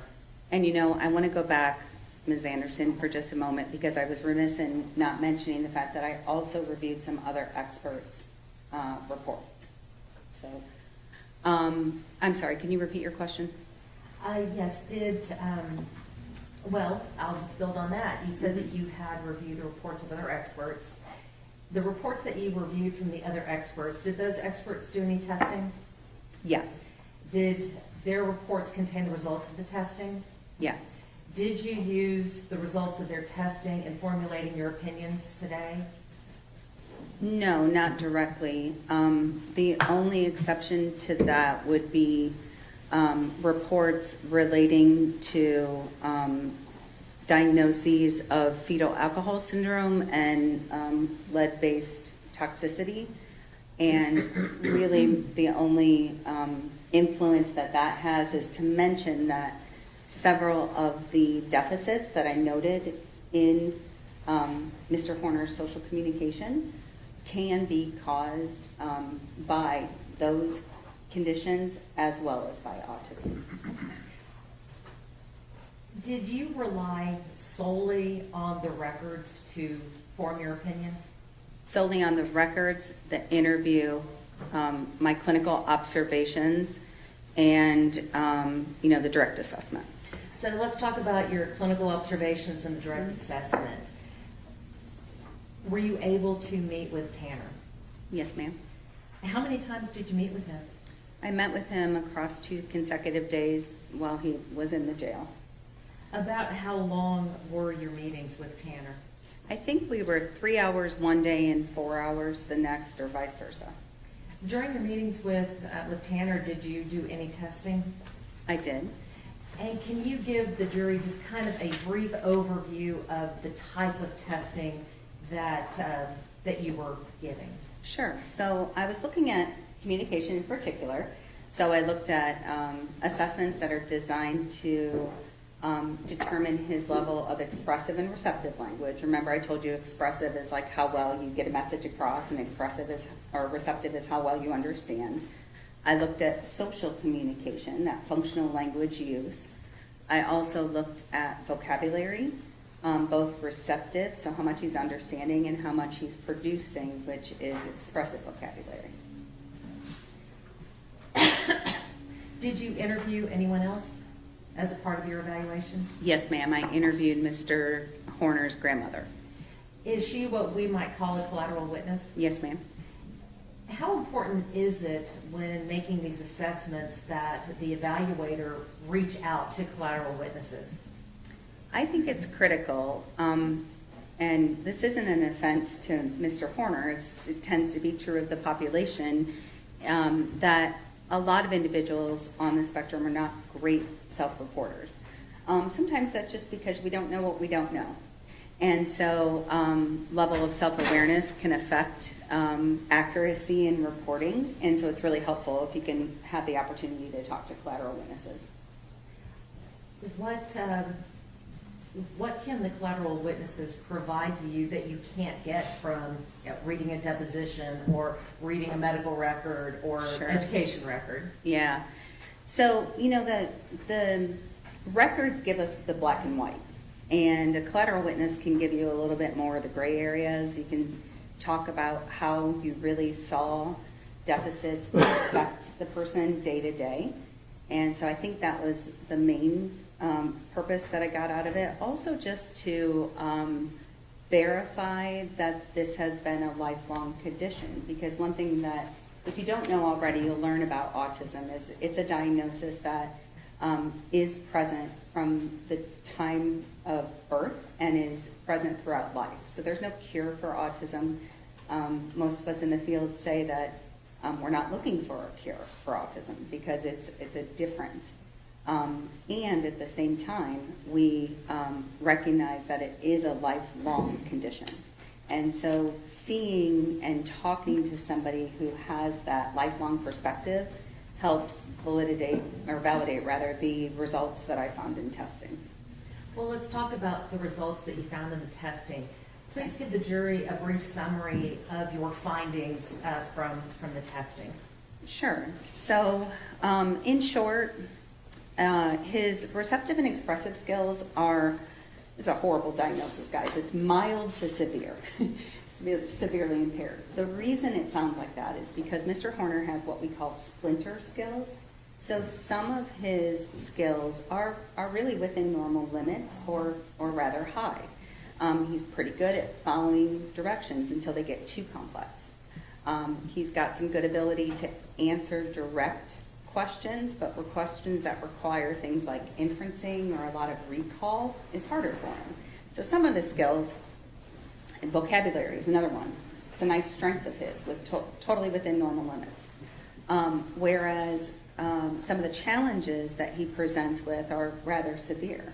So being able to understand and use more nuanced or subtle language, being able to change your language based on the environment or the context that you're in. So, and I'm going to stop you I'm there. sorry. What do you mean by subtle language? So subtleties in language are the difference in how we say something, not just what we say. So if I were to say to you, how you doing? Joey from Friends, right? You would know that I was being flirtatious. It wasn't a great flirtatious imitation there, but you get the point. Whereas if I said something like, how are you doing? I'm being empathetic or showing concern. And that goes into that social language piece, but also we see it evidenced in more complex sort of sentence structures. So things like concept words were harder for Mr. Horner to understand and to be able to use in his own speech. He also has a significant difficulty with what's called narrative discourse skills. What is that? Yeah, it's being able to tell a story in a linear fashion. So when we tell a story, there's a beginning, a middle, and an end. We start the story, we introduce the problem, you have the problem-solving aspect, and then you conclude the story. And Mr. Horner does not have the ability to do that. Now, Dr. Fritz, you mentioned mild to severe mixed receptive expressive language disorder. Was there any other diagnosis that you gave Tanner?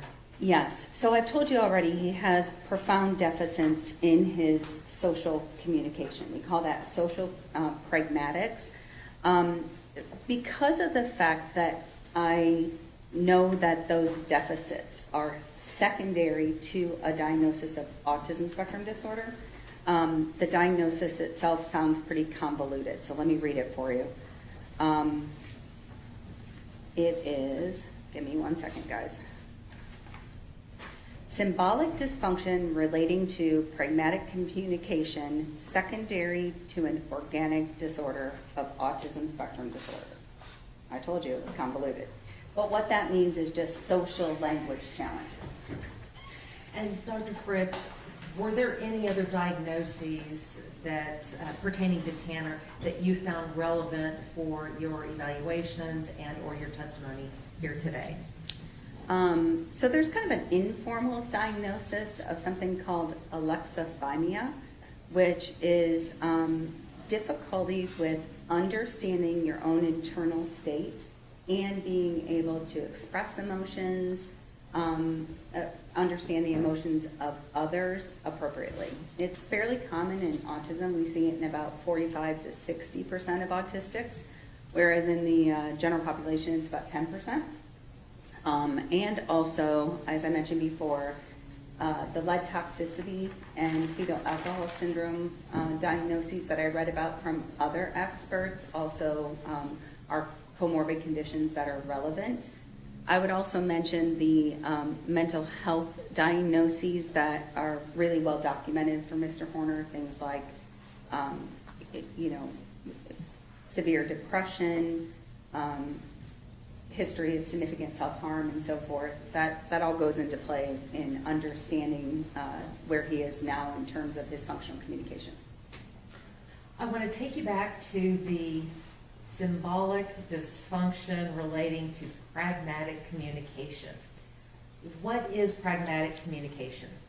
So it is language functioning. So it's the use of language and doing so for social purposes. Why is it important? Well, I'm a little biased, but communication is important for every aspect of life. When you're a child, then social communication is how you make friends and how you become well liked by your educators. When you're getting older, it's how you ask a girl on a date and get her to say yes. It's then how you interview effectively for a job. It also has to do with being able to maintain those relationships over time. So it's, you hear about, for example, relationships falling apart, and the number one reason we hear about is that we have a lack of communication, and that's social communication. What does it mean to have a symbolic dysfunction related to that pragmatic communication? It's just the terminology I have to use because he has a primary diagnosis of autism, which autism itself is made by the diagnosis is made by having those challenges in social pragmatic skills and then having a set of restricted or repetitive patterns of behavior or interests. So I say it's like two sides of a coin, and social communication is one side of that coin. Well, how much of the criteria for diagnosis of autism is related to communication? So you have to. So if you think of it as two sides of the coin, you have to have all three of the indicators for difficulties in social communication, and then you have to have two of the four patterns of restricted or repetitive interests and behaviors. Those would be things that you think of when you hear about autism, things like sensory differences or insistence on sameness, whereas the issues relating to social communication have to do with things like social emotional reciprocity, understanding nonverbal communication, and being able to follow conversational acts and turn-taking rules, and being able to build and maintain interpersonal relationships. Well, doctor, let me ask you this. Can a person be diagnosed with autism without having those social communication deficits? No, ma'am. So what kind of social communication deficits or challenges do you typically see in your patients? So in my field, there's an adage that says if you've met one person with autism, you've met one person with autism. And so it can look different for different people. But we see commonalities, challenges with things like emotion regulation, being able to manage their reactions to problems. We see difficulties with conversational skills and routines, maybe interrupting a lot, or not knowing when it's their turn to participate, or difficulty sliding into a group conversation. See difficulties with things like making and maintaining friendships. I also see a lot of clients working on being able to send messages where the messages they send match their intentions, whether that's nonverbal or verbal. Did you see any of these social communication deficits in Tanner? Yes, I saw all of them in Mr. Horner. I want to go back to some of the testing that you did. Okay. Specifically talking about assessing pragmatic communication. Is there a particular test or set of tests that you give related to assessing the pragmatic communication? Sure. So because of Mr. Horner's age, it's not like I can give you a standardized score and say, here's how impaired his social pragmatics are, because we just don't have those assessments available for adults. But what I gave him was an instrument that is a video-based instrument. It provides normative information, so standardized information for somebody up until the age of 18. But it basically shows a little social scenario, and then you ask the client, did something go wrong here? And either something did or didn't go wrong, and the client then has to identify what went wrong and how it should be fixed. What did these tests show? Well, that one in particular is a direct assessment of his ability to read nonverbal communication, which is highly in deficit, to use certain what we call speech acts, which is ways that we use social language or language for different functions, like apologizing or complimenting, making requests, and he had deficits in all of those areas. I also gave him an assessment that is an interview-based assessment that's called the self-pragmatics profile, and that one allows me to look at conversational routines along with nonverbal communication skills and the ability to ask for and obtain information.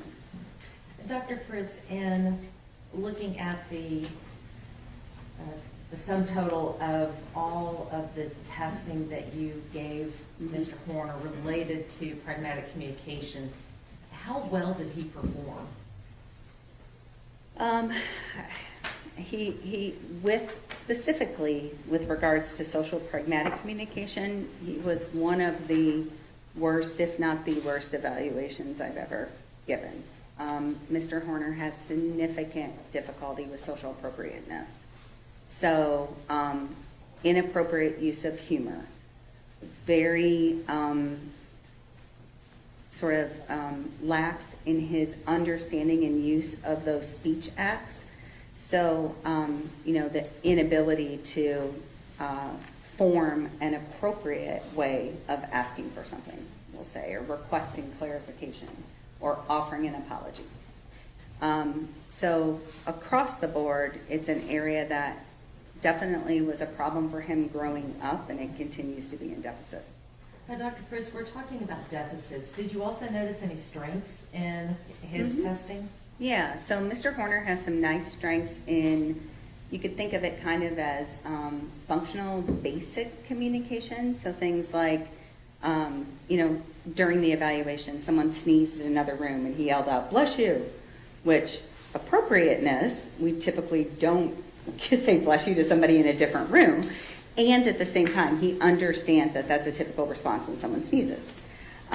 So responding to greetings, for example, is easier for him than being the one to initiate them. He also did a nice job with, as I mentioned before, that sort of basic vocabulary and the basic understanding of what should be said to appear friendly or polite. So please and thank you kind of things. When we are talking about diagnoses and looking at test results, as an evaluator and as a clinician, do you focus on the strengths or the deficits, or are they treated the same? Diagnoses itself is more deficit driven, and that's something that's hard for me as a clinician, because I have to then turn around and explain that to my client. Here's all the things I are saying am wrong with you. But we always try to start with building on their strengths when we're working with someone therapeutically then. And Dr. Fritz, did you give a test related to paralinguistic signals? Yes. So that's a part of the CAP, and the CAPS assessment has a subtest that looks at tone of voice and facial expressions and other what we call extra linguistic cues like phrasing And he did not correctly interpret any of those sort of hidden emotions in others, nor was he able to demonstrate when I would say to him something like, how would you say this? His ability to match intention with his message is really poor. Why is that important? It's important because it causes breakdowns in how you're perceived by others. So is it possible to say one thing, but you really mean another, and somebody interprets it a third way? Sure. How common is that when people on the spectrum? It's a very common challenge that I work with clients on. You mentioned CAPS. What does that stand for? The clinical, I want to make sure I get it right. Hold on, sorry.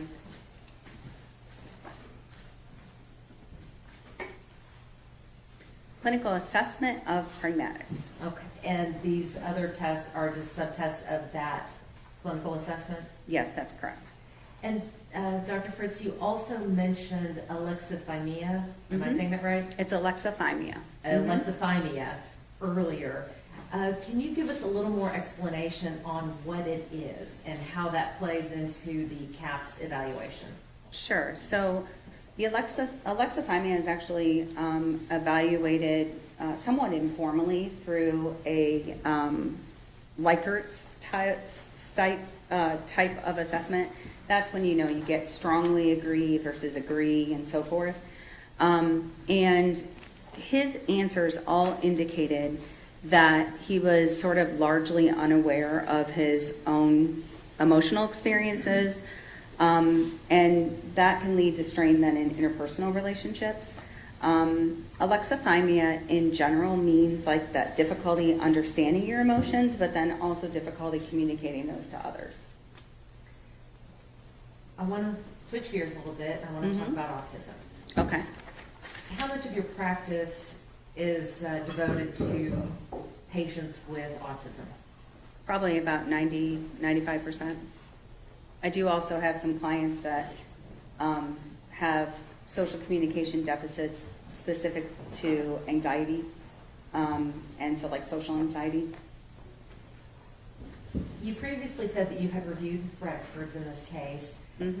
Based upon your review of the records, were you able to determine if Tanner had a historical diagnosis for autism? Yes, it was diagnosed when he was young, and there were multiple indications of that diagnosis being confirmed throughout, which is really not even necessary. Once you're autistic, you're autistic. It doesn't go away. And Dr. Fritz, what was that initial diagnosis? He was diagnosed with Asperger's syndrome, and you've probably heard that term before, but it's a historic diagnosis. We no longer use that term. And it's basically what we now would call level 1 autism. Some individuals who are diagnosed with Asperger's hang on to that, feel that it's a strong sense of their personal identity. They may even call themselves an Aspie. And at the same time, it's not a diagnosis that a psychologist or a neuropsychologist would give at this time. You had just said that some people identify themselves as Aspies. Mm-hmm. Is that uncommon to, when you first meet somebody, say, "Hi, my name is Susan, I have Asperger's"? It would be uncommon because of the fact that I think we're still in a society where we're trying to understand neurodivergence as a difference as opposed to a deficit. It's something that I hope is becoming more common as I work a lot on self-advocacy with my clients. How important is self-advocacy? It's huge. It's pretty much everything. Being able to let people know what you want and need and why is really critical. And it's something that, we do it in ways that are subtle when we don't get to have autism. But autistics sometimes have to be directly taught how to self-advocate in ways that are appropriate. I always say it's not about a crutch, it's not an excuse, it's an explanation. So you're not saying that autism is the reason that he committed this offense? No, ma'am. You're not saying that autism is an excuse for this offense, are you? Absolutely not. Is autism a defense for what happened? No, not at all in terms of guilt or innocence. Mr. Horner, by all accounts, knew right from wrong, and there's no reason to believe that an autistic doesn't know right from wrong. It can be a mitigating factor if you consider the influence then of his actions, especially after the crime. And I'm sure you've heard lots about, or you're going to hear a lot about, things like the jail calls and the police interrogation and his behaviors during those situations. And I think that's where, considering his language, his speech acts in light of that diagnosis is where it's most relevant. Dr. Fritz, we've talked about some of the medical records that you reviewed. Did you also have the opportunity to review his school records? I did. Did those school records include his special education records? Yes. Were those records, or why are those records important to your evaluation? Sure. Well, Mr. Horner was in a self-contained classroom for a few years. His behavior had become such that they didn't feel like they could manage it in a regular education environment. And the methodology that was used at that time is something called, it's called the Boys Town model. It's positive behavioral supports, where instead of just being punished for breaking social rules, they're explained to you and given the opportunity to learn from positive reinforcement of expected behaviors. Why do they call it the Boys Town model? I think because it was historically used in Boys Town. What is Boys Town? Used to help. I can't pretend that I'm an expert on it, but just an organization, a place where behavior modification occurred. And Dr. Fritz, getting back to the school records and the education records, Mm-hmm. in reviewing those records, did you find, or were you able to determine if Tanner was exhibiting the type of pragmatic communication deficits that you've been talking to the jury about? Absolutely. Can you please give us some examples of that? Sure. So I think I mentioned that he could, when we were doing the video-based assessment, he could say if someone was being friendly or if they were being mean. He could problem solve what they should be doing, but he had almost no ability to recognize breakdowns in what they were saying, and certainly no ability to recognize how they were saying it or the nonverbal communication that they were using. He also had difficulties relating to, interpersonal reactions or interactions. At one point, he told me that watching a clip of a young man kind of stumbling when he was approached by an attractive girl was very uncomfortable for him because he could almost see himself in that particular actor's behavior, but he didn't know how to fix it. So I also saw definitely no ability to correctly interpret social expectations like hidden emotions. That's if someone says, well, how are you doing? You're like, oh, I'm okay. And they just keep going without saying, oh, it doesn't sound like you're really okay. What's wrong? You can't do that. He tends to take language at the surface level instead of being able to understand, non-literal or inferenced language. He also has what we call very weak theory of mind development, which is just perspective taking. So perspective taking is me thinking about you, thinking about me. So it's like this morning I woke up and I thought, oh, I better put on a suit because I'm going to go sit on a witness stand and I want them to think I'm professional. And that's me thinking about how my behavior, my words, my actions would influence your opinion of me. And Mr. Horner has very weak theory of mind. Well, Dr. Fritz, With regards to the records that you reviewed for the school records, Mm-hmm. looking at the records that you reviewed and the evaluation that you performed of Mr. Horner, did you see consistent deficits across the board? For sure. So the educational records highlight his extreme difficulty with interpersonal skills. Lots of talk about sort of, and Mr. Horner said he, likes to be a know-it-all. That can be common in level 1 autism, inserting himself into conversations that he was not a part of, not being able to make or maintain friends during his youth. The presence of bullying is something that I deal with a lot with my clients, and that was certainly there early in his formative years. And Dr. Fritz, one of the things that you talked about earlier in reviewing the records and some of the records that you obtained afterwards was some of the other diagnoses that were involved. I think you had mentioned FAS, or fetal alcohol syndrome, and mentioned the mood disorders and things like that. How do all of these diagnoses work together? Sure. So individuals who have autism often have other comorbid conditions. Some very common ones include anxiety, attention deficit, other mood disorders. So some of his mental health diagnoses I see very regularly in individuals on the spectrum.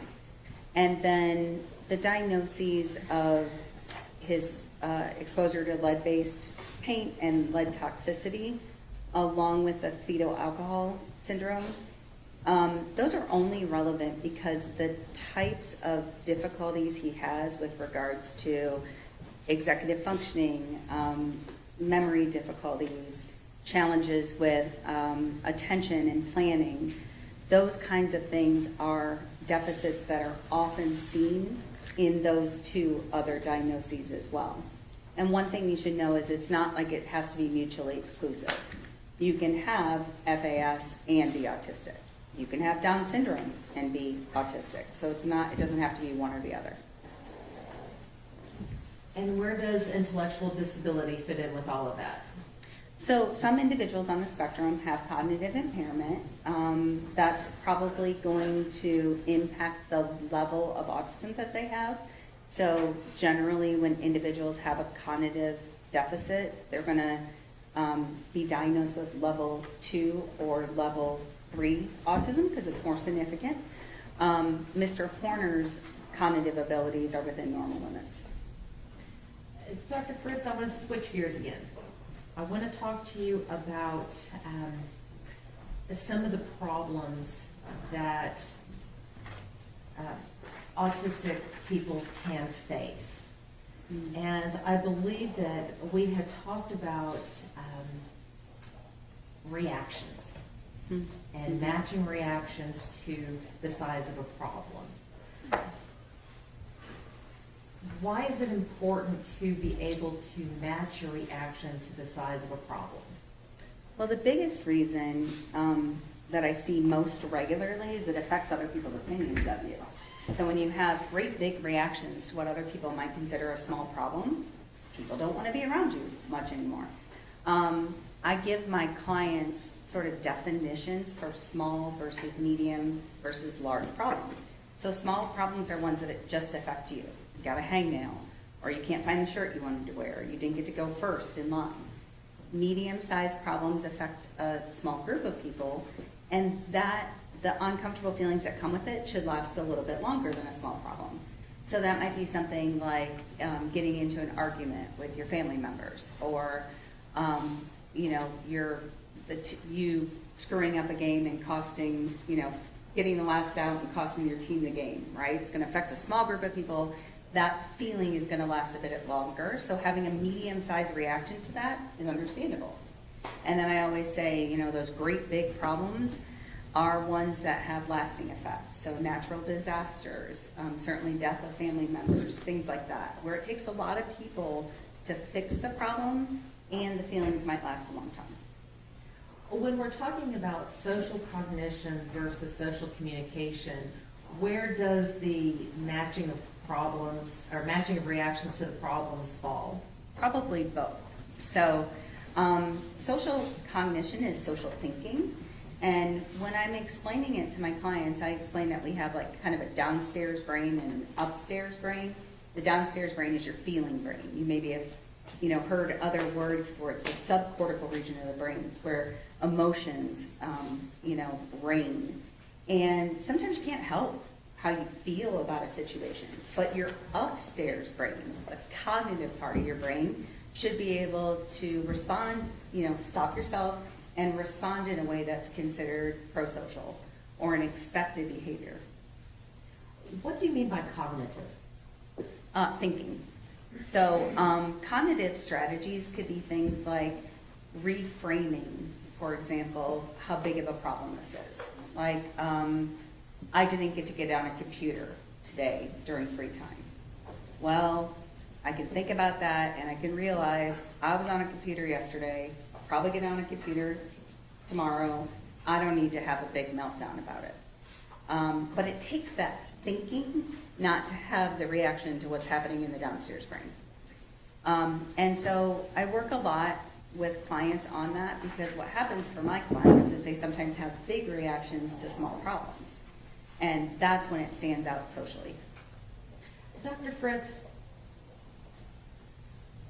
what could make someone who has maladaptive behaviors, but very little history of violence, snap and commit an offense like the one that we have here today? I don't know that I know that answer.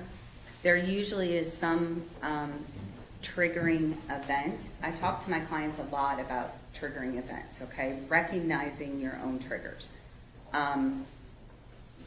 Some people have spaces that they're uncomfortable in, so if they have a big sensory difference, then maybe being in a wide open or echoey space could be a triggering event for them. Maybe they have a lot of insistence on sameness, so their routine gets changed, and that can be a triggering event. Sometimes it can be something interpersonally related, like the person you love decides they don't want to be with you anymore, and that can be a big triggering event. So sometimes it can be simple, everyday things, and other times it can be, more traumatic events. When we're talking about triggers, are the triggers are they the same for everyone, or are they going to be different for everyone? No, they're different for everyone, and I always explore them with my clients who have difficulties with emotional regulation, because knowing your own triggers is critical to being able to learn how to manage them. Some triggers you can avoid. For example, I have a client that hates roller coasters, and it really bothered her that she didn't want to go on the roller coasters with her classmates. We live in Orlando, and there's a lot of roller coasters there. But you can avoid roller coasters for the rest of your life. It's not a big issue, right? If your triggering event is something like going to the doctor, and you need to go to be able to get your physical, get a vaccine, and so forth, you've got to figure out some coping strategies to deal with that trigger. But what if you don't understand your triggers? What if you don't know what triggers you? Then you tend to have big reactions to small problems.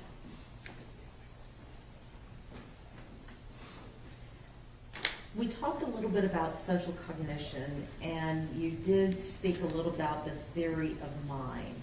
Mm-hmm.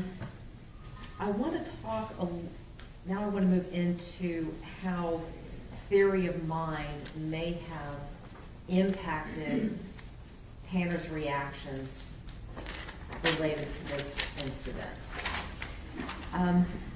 I want to kind of give you a hypothetical, okay? Okay. Let's say that you have someone who is on the spectrum and has been previously diagnosed with autism, and there have been a number of personal stressors and triggers going on in that person's life. That there have been, let's say in my hypothetical, let's say that they have had group changes for their delivery job. There have been financial stressors at home. There have been familial stressors at home, okay?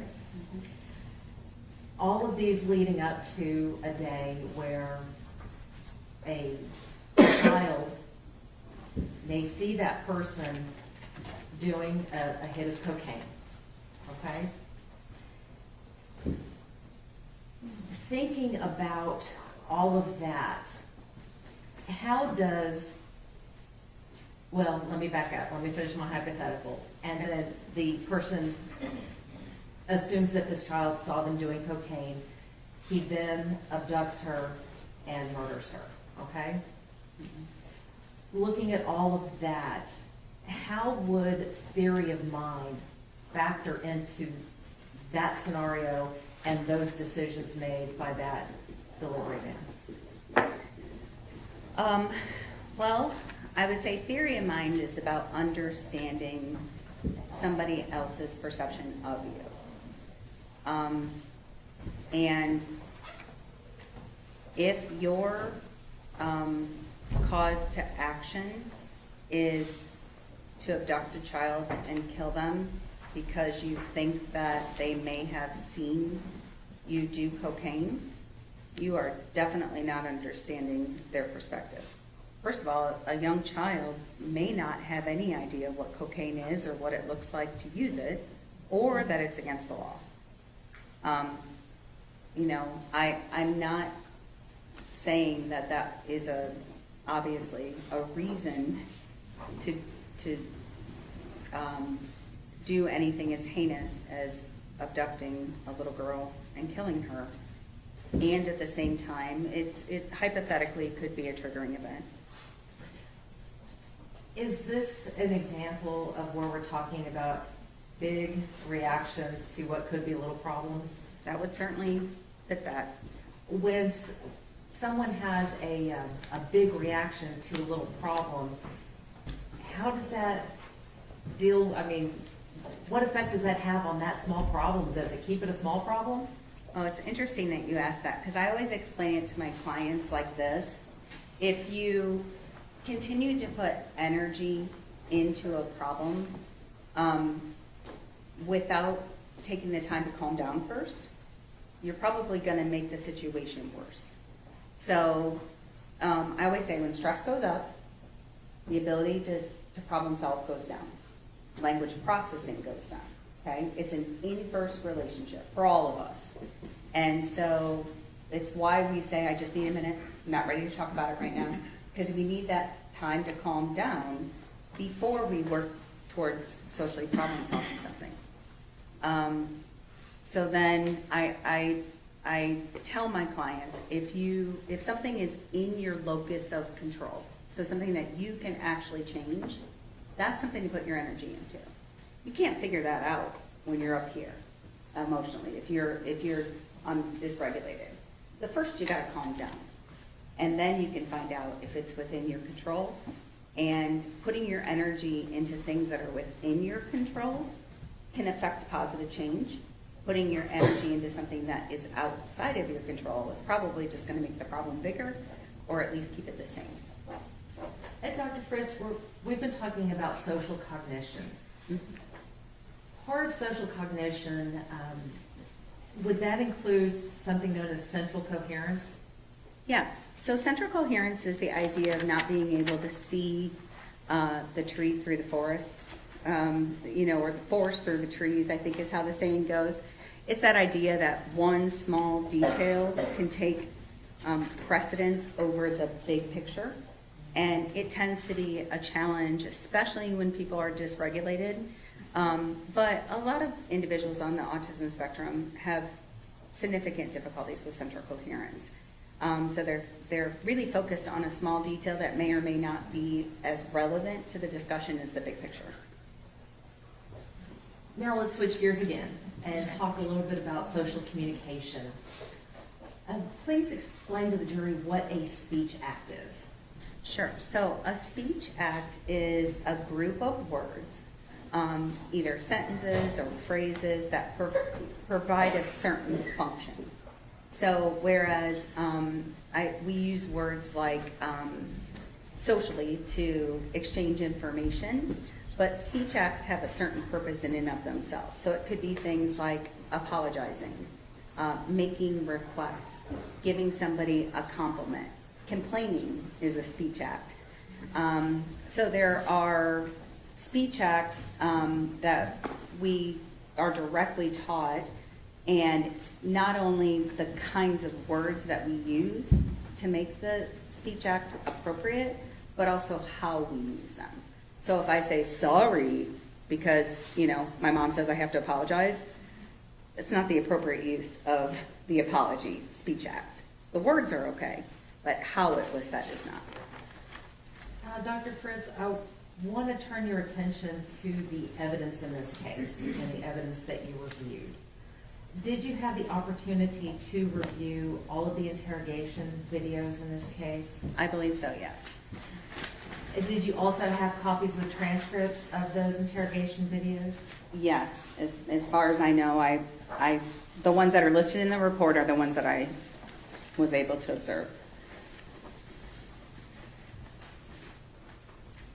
In these interrogation videos, did you notice any of the deficits that you have spoken about today? Yes, it's the speech acts was really obvious to me because there would be a build up in the interview. This is specific to the December 2nd interview, where the investigators were building to what you and I would recognize as an opportunity for an apology. And I wrote in my notes, not sure he knows how to apologize. It's a speech act.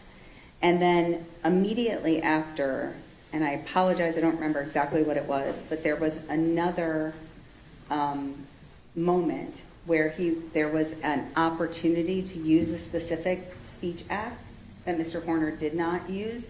And my notes say, give the caps, because that was the caps, CAPS.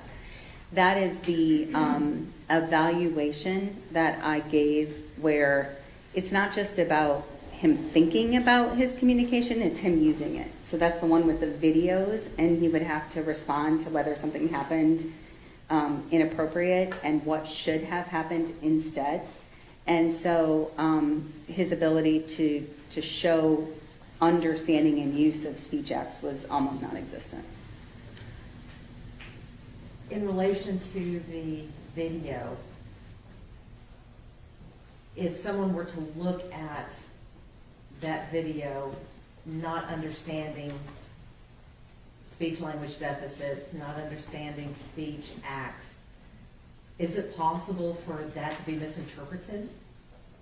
For what to be misinterpreted? The fact that he didn't apologize or didn't understand.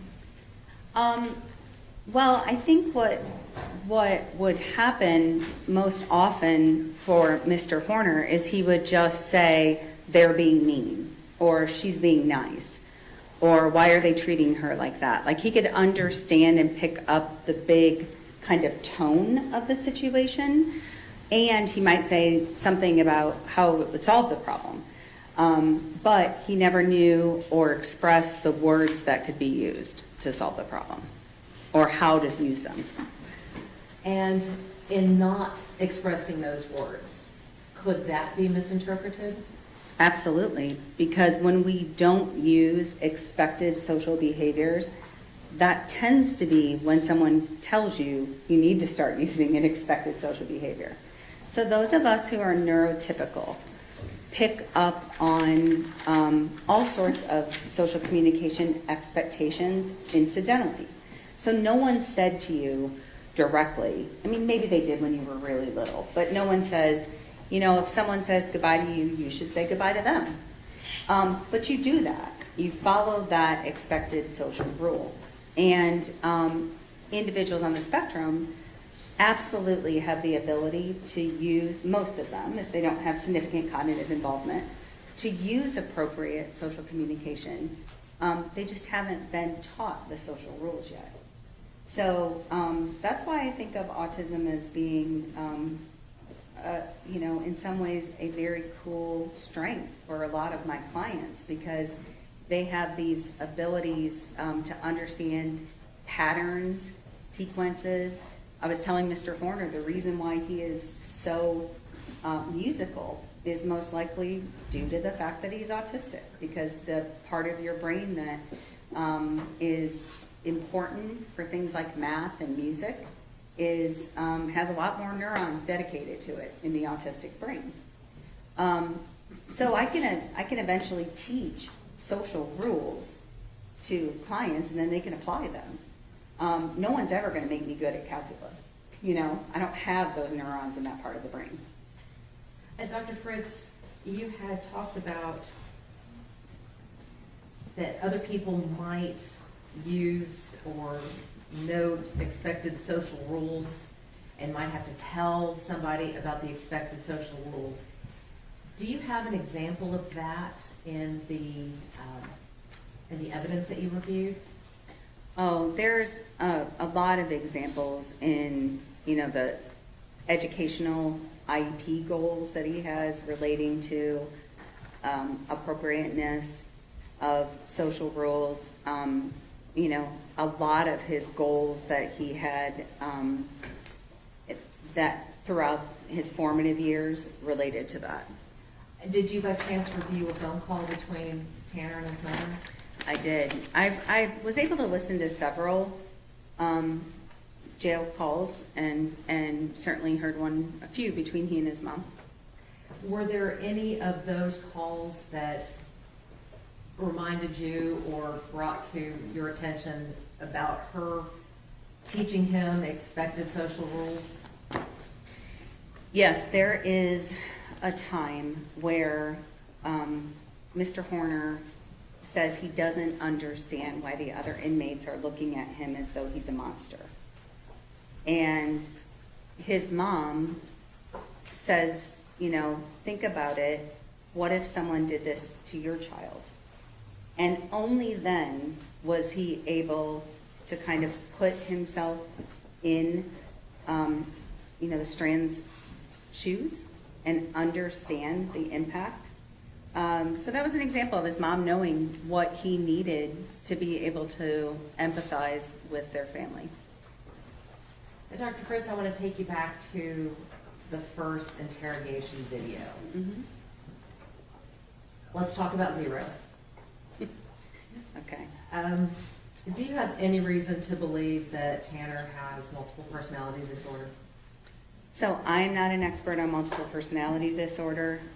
However, I can tell you that I'm really good at knowing when someone's not being truthful. And as I was watching the interrogation video, it was just pretty obvious to me that Zero does not exist, and that Mr. Horner was kind of using him as a tool to maybe tell the story of what had happened. Is that uncommon with autistic people? No. So most of us don't like to talk about things we've done wrong, okay, times we've screwed up. Sometimes my autistic clients often will take it a step further where they don't want to talk about it at all, even to the point of needing to problem solve. So in fact, almost every time a client gets on with me and their parent or their spouse walks in and said, "Did you tell Dr. Amy about?" And then my client says, "I don't want to talk about it." I say, "You know what I'm going to say, which is, you tell me you don't want to talk about it, it's exactly what we need to talk about." Because that's usually when change needs to occur. So talking about their social miscues or mistakes in third person seems to be helpful. I even have several clients that talk about their brain as being separate from their self. So my brain told me to, or my brain thought, or my brain guided me to. I have several clients that talk out loud to self-regulate their behavior. And it's this sort of separation between self and behavior. How does that help? Being able to separate yourself from your behavior? Yeah, I think it has to do with the emotional intensity of the situation. It's why we use a lot of video modeling in my field, so that first we'll start off by showing a clip of someone using the expected behavior or the maladaptive behavior. That's not my client. and ask them to look at it, describe it. My clients can be pretty good about picking out, the differences in that third person perspective. But then when you video model them and put a video of them, especially when it includes a misstep or a miscue, that becomes emotionally upsetting for a lot of clients. That's pretty typical. So is it easier for them to talk about themselves in the third person rather than in the first? Yeah, either in the third person or they talk, like I said, they talk about their brain. Which it was honestly, it's not something that I've seen. I didn't see it in literature. I recognized this during my my clinical work, and it just started coming up repeatedly. The idea of thinking of themselves almost as separate from their brain. Now, Dr. Fritz, you talked a little bit earlier about social rules. Mm-hmm. How do we learn social rules? So some of them, like the basics, your parents teach you. Tell them please, say you're sorry. Mr. Horner does a pretty good job with the basics. He's uses greetings. He'll, especially if someone else initiates them. And then the other ones we learn kind of by trial and error. So, for example, I have a client that really wanted the attention of his peers, and he didn't know how to get it in a pro-social manner. So when he was at youth group, he would start throwing beanbags at people. Well, not surprisingly, that didn't get him any friends at youth group. So I had to teach him how to slip into a group in a way that's socially acceptable, because he knew it wasn't working for him, but he didn't know how to fix it. Now let's switch to Tanner. Mm-hmm. Is he able to follow the rules once he understands them? To some degree. I think we see that in, the fact that he has not had, to my knowledge, any incidents in the jail. I think that he has followed rules intermittently throughout his life, effectively. Keeping it together long term is harder for him. That's why, oftentimes he got fired from jobs, got kicked out of bands. But he can learn and apply rules. And we saw that, I think, most evidence best. And there was a period of 9 visits with a speech language pathologist that did home visits. Her name is Marietta Weaver. And his response to her intervention was sort of ideal in his understanding of the rules that she taught. The challenge with pragmatic social communication is the demands continue to change over time. So when you're little, you have to learn how to share toys with other people.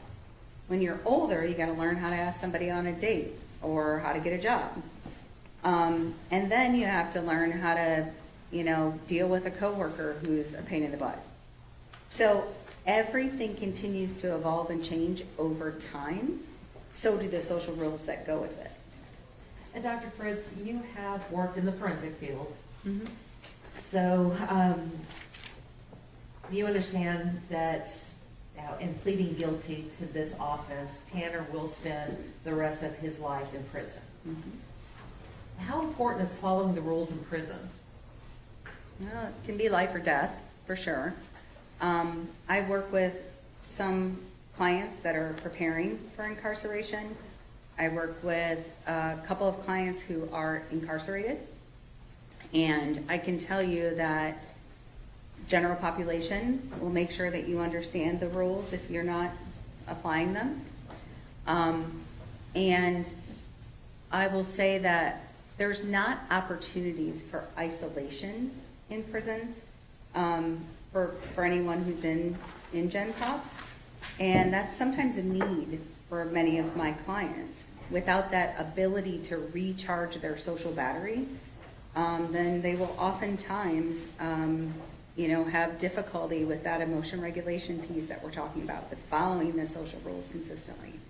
And But I'm going to stop you go right ahead. there, because I Yeah. want to ask a follow-up question real quick. Are you saying that Tanner would not be able to follow those social rules once he's He- learned them? yeah, no, he could follow them, and if he has a misstep, they will be corrected. Or that he will be corrected, I should say. Dr. Fritz, the last area that I want to talk with you about is empathy. What is empathy? So empathy itself is basically an understanding of what someone is experiencing and the ability to relate it to self. So cognitively, you would say like, oh, I see what you're going through. Or affectively, it would be something like, I feel you. I understand it, okay? And empathy is then has a second part, which is not just understanding it, but being able to communicate that to others. Is empathy the same as sympathy? No, sympathy is more, it's like more base level. It's just, I can feel sorry for you, but I don't have to, it's almost like pity. It's not the same as, and I feel that pain that you're going through. Is it the same as remorse? No, if you looked at it on a hierarchy, it would kind of be like sympathy, then empathy, and then remorse. Because if in a situation where you need remorse, okay, when you've screwed up. Because remorse is the idea that I did something wrong, I have guilt and shame about it, I'm morally culpable, and I want to do what I can to repair it or make amends. When looking at the evidence in this case, were you able to see empathy and remorse in the videos or the interrogation or the phone calls or the note to the parents? Sure. So first of all, let me start with the empathy piece.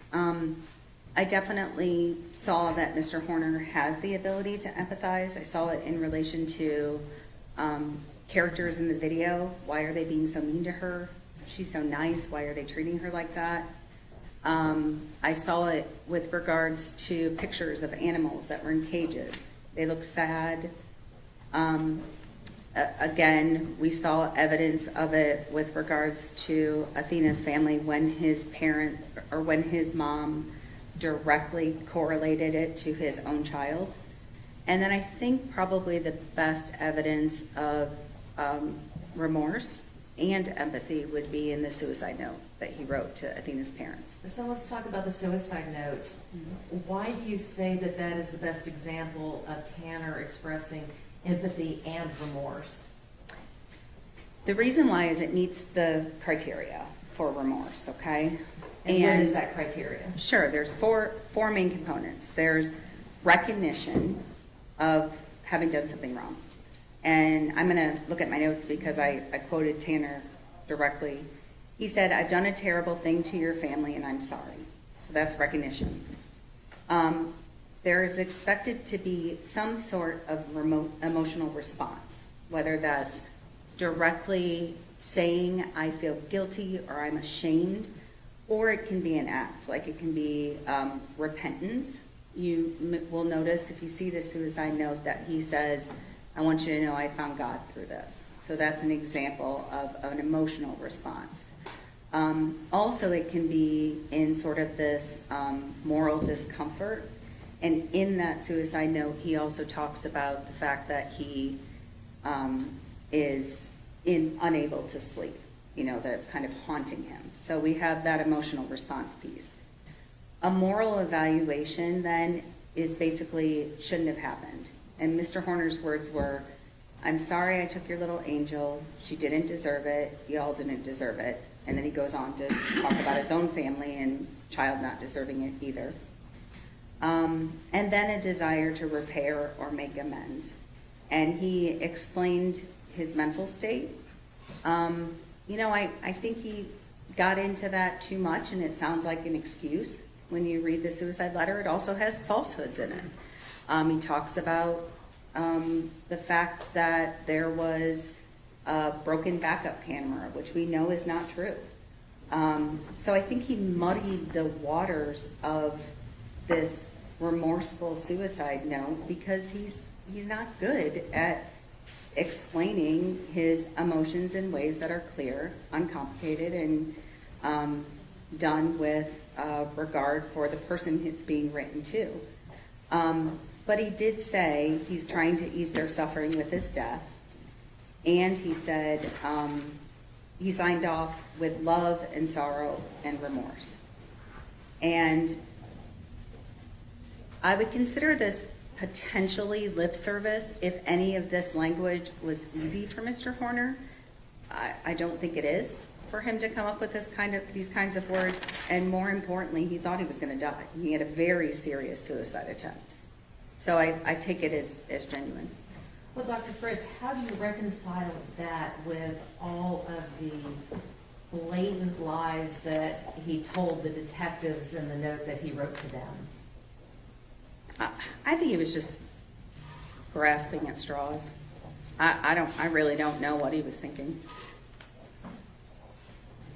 But in the suicide note, based upon the criteria that you had spoken about regarding remorse, did his note meet all of those criteria?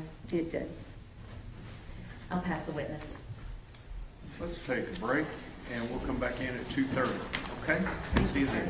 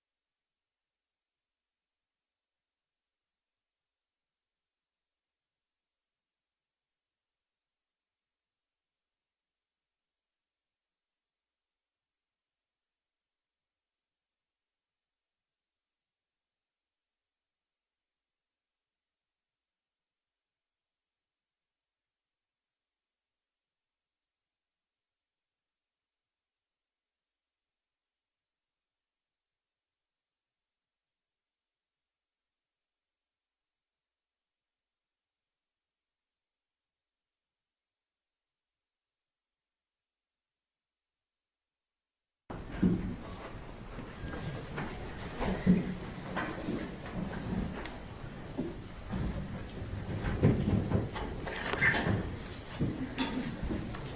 right, cross-examination, Ms. Jewell. Thank you, Judge. Hi, Dr. Fritz. Hi.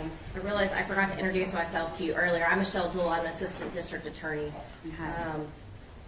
I believe earlier you talked a little bit about your practice and I guess your clinical work. So do you still actively work, do you call them clients or patients? Yes, clients. Clients? Yes, ma'am. So currently I see clients 3 days a week. And these are mostly, I think you said 95% your level 1 high functioning. Yes, probably Autism. 90%. Yes, Okay. ma'am. There, because I also have I have a couple clients with level 2 and a couple clients with just anxiety. And in these, I don't know if it's appropriate to, I hate calling them level 1s, but level 1 high functioning, autism spectrum disorder clients. Mm-hmm.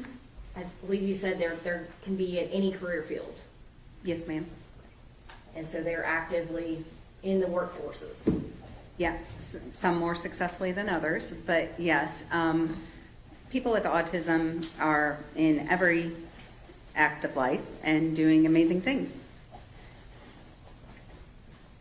So just because you have level 1 autism does not mean that you're going to commit a crime or that you can't be a functioning member of society. Would you agree with that? Absolutely, absolutely. Kind of talking a little bit about this case. You first met the defendant, I believe, in January of 2026. Is that correct? That sounds correct. Mm-hmm. Okay. That's a little bit more than 3 years, I believe, since this crime occurred November 30th of 2022. Is that right? Yes. Okay. And your opinions in this case, really, you looked at all the expert reports that you got from other doctors, and then it was all self-reported type things from the defendant to your corner. Is that? No. So I did direct assessment. So, and I did records review and social history. So, and collateral interview. So definitely not all from Mr. Horner. That's a small portion of it. Okay. And you talked about the test. So there's no standardized testing for somebody, I think you said over 22? That's correct. Okay. So you took what maybe would have been given and kind of adapted it? That's correct. Okay. So some of the assessment that I gave his grandmother, which is an interview-based assessment, can be used throughout adulthood. His receptive and expressive vocabulary ones provided normative data that's used throughout adulthood. But the CAPS, that's the one where it's the little videos, that maxes out at age 18. So I scored it as though he was 18 just so I could get a sense of severity, and it came out as severely to profoundly impaired even if he were 18. And Dr. Fritz, you talked about records. How important were reviewing the records in this case? I think educational records tell a big story. And you did not review all the records that could have been provided to you, did you? I don't know. Okay. I did review the ones that were provided, but I'm not sure what other ones exist. So did you review all of his medical records in this case? Only the ones that you see listed. So you reviewed the specific reports from the defense experts in this case, correct?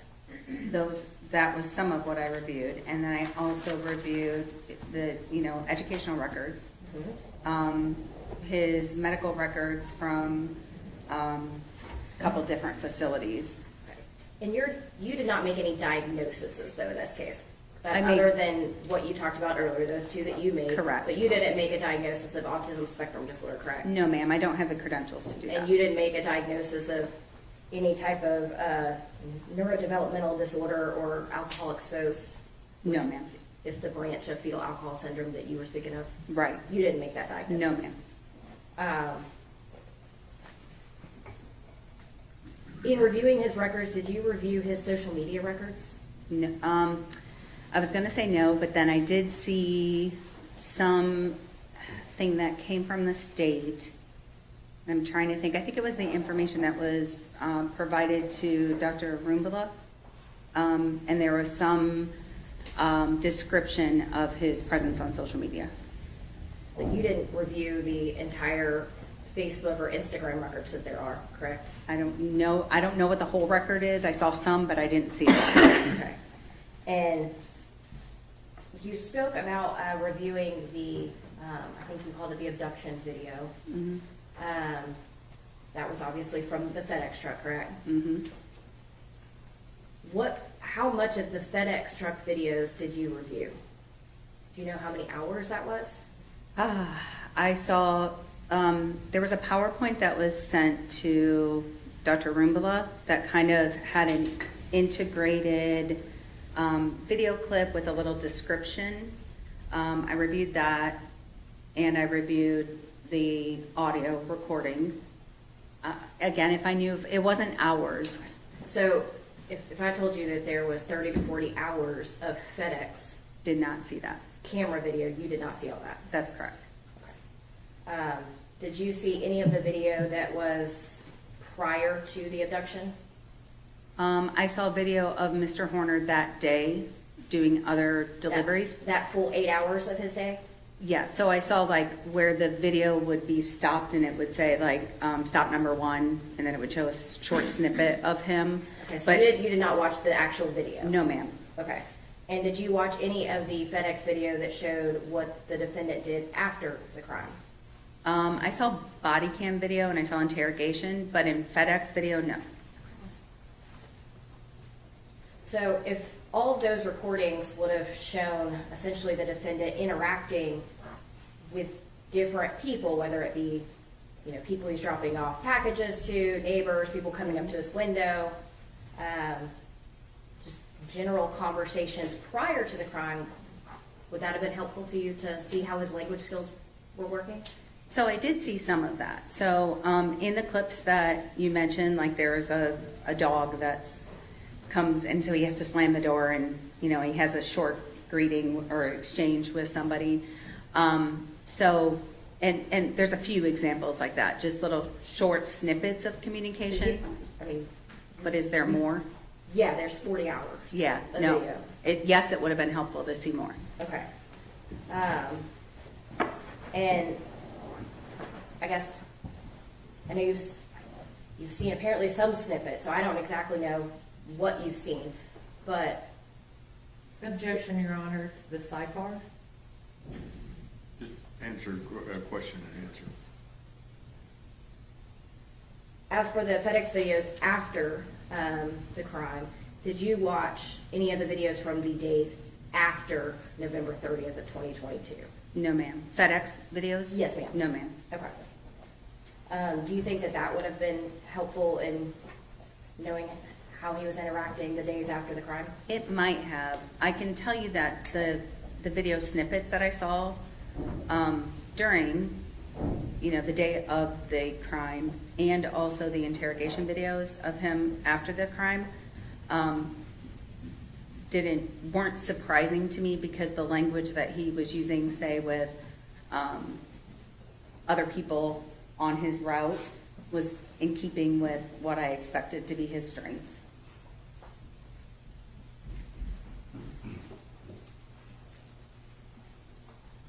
Do you know how many experts Tanner Horner had seen before you? Objection, Your Honor, relevance. Over. No, I don't.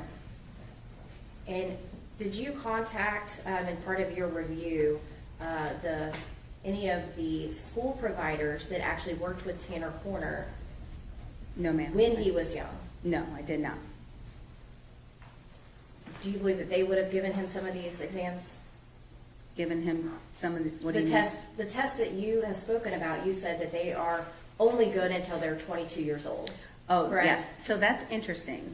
When you look at his educational records, there's a lot of focus on behavior. Judge, objection, non-responsive. Sustain. So the question. Hang on. Sorry. Wait till she asks you the next question. Okay. So as for your specific exam, you went and adapted the test, correct? Mm-hmm. Did he have any issues with answering any of your questions or answering the questions on that exam? Yes. And what issues did he have? Well, he had significant difficulty with all of the assessments. And what I was starting to say, and I don't know if this, I want to answer your question, was that you asked if he had been given any of these assessments during his formative years, and one of the CAPS didn't exist. So I wanted to clarify that. It was only developed about 5 years ago. And also in the educational records, there is a significant focus on behavior, and I think that maybe took precedence. I guess to follow up with that, wouldn't it have been helpful to you to be able to speak to the people who actually knew him during those formative years? It wouldn't have hurt, for sure.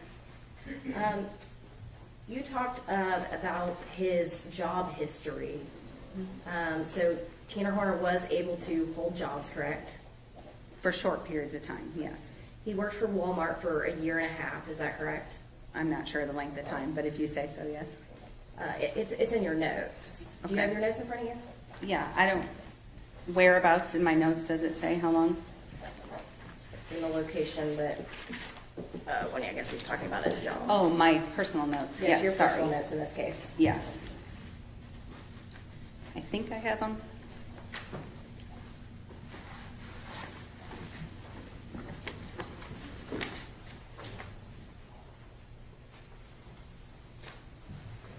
And I apologize that you had to try to read my writing. It's okay, and your notes aren't numbered, but, but I can tell you they're I think the 5th page.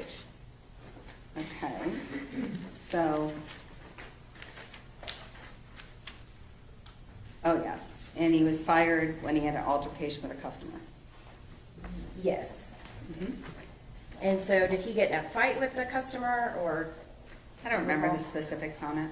I apologize. So he worked for a year and a half, but then he got fired for altercation with a customer. Mhm. Okay. And he also had a job at Albertsons. Mhm. I believe there, Tanner Horner stated he was on K2 and he got in a fight with his cock-blocking roommate. Yep. And so we, I guess, lost that job. Yeah, so I think he had a roommate that I sort of feel like it was in the parking lot, but again, I'm just kind of guessing to fill in the gaps. Would you agree? I mean, you have a variety of jobs listed, but his autism didn't mean that he couldn't hold a job. Would you agree with that? I believe autistic people can hold jobs. I think Mr. Horner has a really strong history of losing jobs because of his emotion dysregulation. And didn't he say that he quit nearly half of his jobs due to, quote, a lack of work ethic on his part? Yes, which can also go hand in hand with the diagnosis. Sometimes we see reduced motivation. So yeah, work ethic problems, interpersonal problems, those seem to be the two biggest reasons he lost jobs, along with transportation issues at times. As far as, your diagnosis in this case, you said it was like mild to severe impairment, but you did find that from some areas he did have strengths, correct? Mm-hmm. And one of the areas that he had strengths is he could make and respond to greetings appropriately, correct? Mm-hmm. So yes. Yes. Sorry, the court reporter is going to make Yes, you say of yes. course. ma'am. Sorry. And he can understand clearly stated rules, correct? Yes. And he can apologize appropriately, correct? I don't know that I have I'm trying to think if I have strong evidence. The only evidence I see of a real apology would have been, that I can think of, is in the suicide letter. Okay. I think in that context he did, but I'm not sure that I've heard evidence of apologies in general. And then I'm going to refer you to page 16 of your report. Thank you.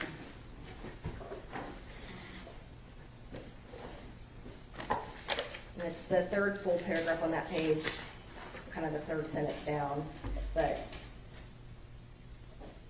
you specifically state that he revealed several social pragmatic strengths. He consistently makes in response to greetings and farewells. He shows a sense of humor. He apologizes appropriately, offers help to others, and understands posted or clearly stated rules. Yes, so this is the section that is from the, let me make sure I don't speak out of turn here.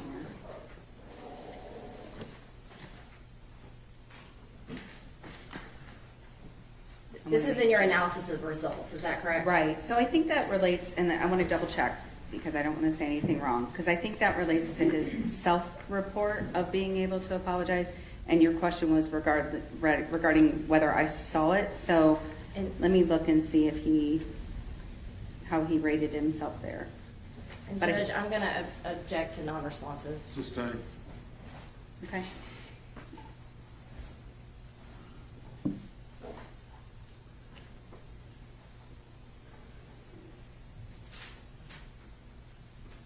You stated that during his evaluation, he demonstrated a good sense of humor, correct? Yeah. And within that sense of humor, while you guys were doing your evaluation, he actually made a joke about an otter. Is that correct? That's right. And what you were telling him was that there was an otter with law enforcement that was used to actually locate missing children. Specifically missing children in water. In Yep. water. And his response was to essentially make a joke saying, you know, and he used, I guess, a word play, and instead of otter, he said odder. That's right. The D's, is that correct? That's correct. I mean, that's a decent, I mean, one that shows his humor, but that's also a decent level of wordplay and linguistics, you would agree, right? Yes, he has a really good sense of puns. His use of sarcasm is also very good. His ability to accept it from others is much more difficult. You talked about, you know, a little bit about his interrogations in law enforcement, correct? And in your view, you saw some evidence of some of these language issues. One of the things that you said in your report was that the defendant's extreme social pragmatic deficits, his emotional dysregulation, his inability to express congruent messages that match intent certainly impacted his communication with law enforcement. And you talked about that a little bit earlier. You also stated that these types of language challenges are often seen in individuals with autism spectrum disorder and can impact the effectiveness of Tanner Corner's oral explanations and storytelling. Is that correct? And that's from your report? Yes, ma'am. He was able to actively lie to the FBI and give them a full story about a green van. Do you recall that? I did not see, as far as I know, I saw him with the Texas Ranger. I'm not sure that I saw an interrogation with the FBI. So you didn't see any of the video when he was speaking to the FBI then? I don't believe so, no. Okay. In part of the interrogations with the Texas Ranger, would you agree that he was able to clearly communicate his version of the story at that time, that he was backing into her and all the other details? I mean, he was very detailed. Would you agree with that? Absolutely gave details that were completely false. And there were several times that the investigator said, and I need to get you back to the big picture on the December 2nd interview, because he would kind of go down those tangents. That's because they were still trying to locate Athena Strand, correct? As far as I know, yes. Was he able to clearly give his version of placing the body in the bamboo? And he actually gave clear and precise turn-by-turn directions to investigators to get them to that bamboo forest. As far as I know, I didn't see, was that on the body cam video? Yes. Okay, then yes, I'm And assuming. did you see the video where he ultimately led them to the recovery of Athena Strand's body? I did. Okay. In that one, again, now granted, he came into 0, but then he still was able to give very clear turn-by-turn directions. He was able to very clearly tell him exactly where they put Athena Strand. Right, so you have two things at play there. Was that a yes or a no? What was your question? He was able to concisely and very clearly give turn-by-turn directions and explanation of where Athena Strand's body was found in Bobo's Crossing. Yes. Correct.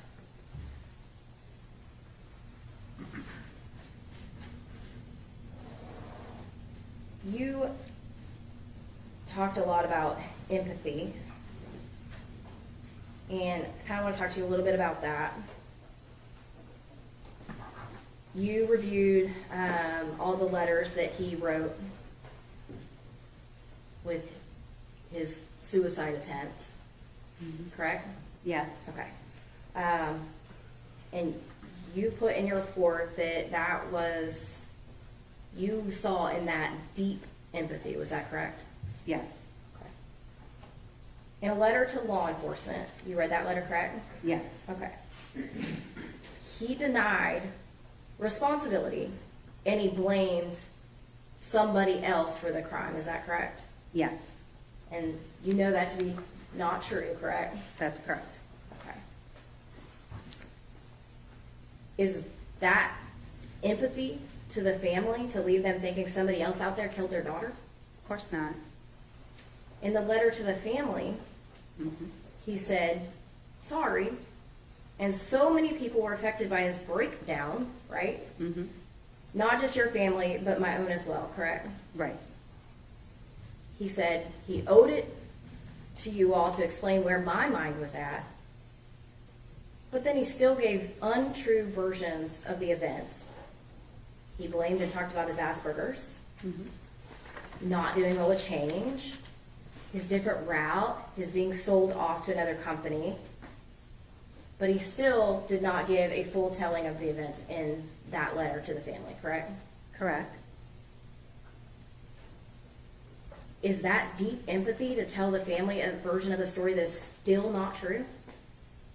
He meets the criteria for showing deep empathy. He absolutely was giving falsehoods and inexplicably trying to cover his tracks. It makes no sense. It's not logical, but that goes to what I was saying about the inappropriateness of his social communication. And how is that remorse when he is still providing, even in this letter, that is supposed to be left to this family in this suicide attempt, he is still giving these falsehoods that would make them believe that somebody else was involved and still not tell them the full story of what he did to their daughter.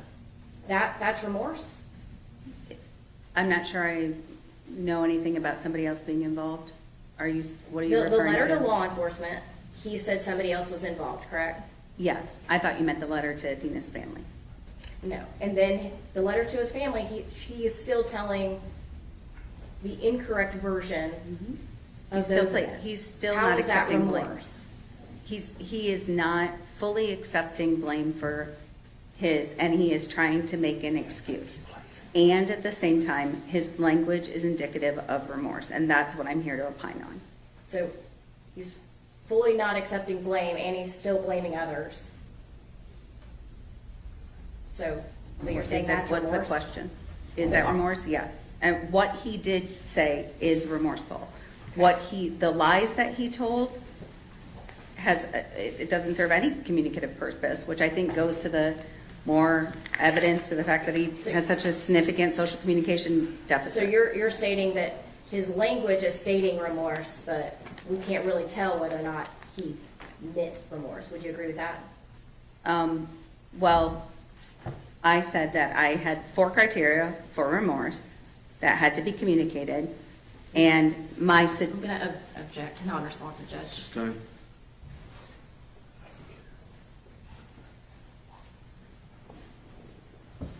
What did Tanner Horner tell you about the crime? completely lied to me.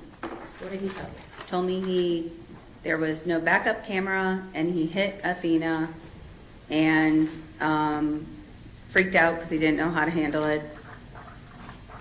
I don't think we got into much more than that. And this was January 14th, or actually, excuse me, January 15th or January 26th, Mm-hmm. a few months ago. That's right. And he completely lied to you. Correct. But we're supposed to believe that the letter is him being remorseful? Well, so I want to answer the question. My suggestion of why that shows true remorse is because he thought he was going to die after he wrote it. He had a very significant suicide attempt. So was he lying to my face, and was that very difficult to know that and still see him as somebody who was remorseful? Absolutely, that was hard. When he was lying to you, did you challenge him on that lie? No, ma'am. Why not? Because I needed to see the accuracies or the inaccuracies in his story. And so I didn't want to shut him down.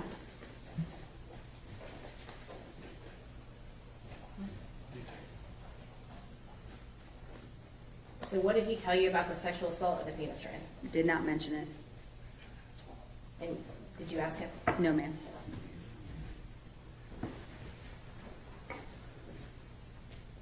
Did you watch the full abduction video that showed the kidnapping, sexual assault, and murder of Athena Strand?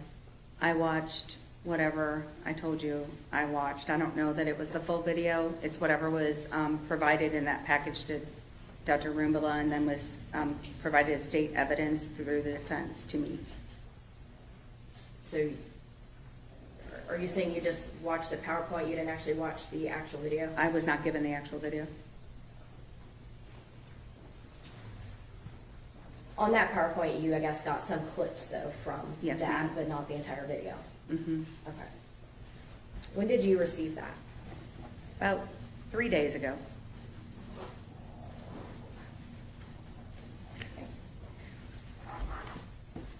Were you surprised by what you saw? Yes, ma'am.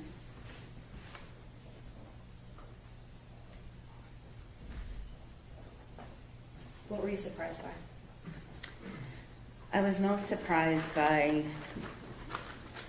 the violence. I think the violence of it was really incongruent with the gentleman that I met, with the reports that I read hours about. It was shocking. It was horrific. It's awful, and I'm so sorry.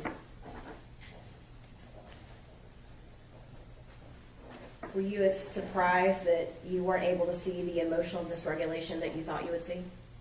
I was surprised by it, and I did see a significant amount of language variation from the beginning to the end of the video. But I don't see the red face. I didn't see head banging. You know, some of those sort of stereotypical indications of an autism meltdown were not there. You expected to see a meltdown, and you didn't see it. That's right, ma'am. I didn't see the obvious physical meltdown.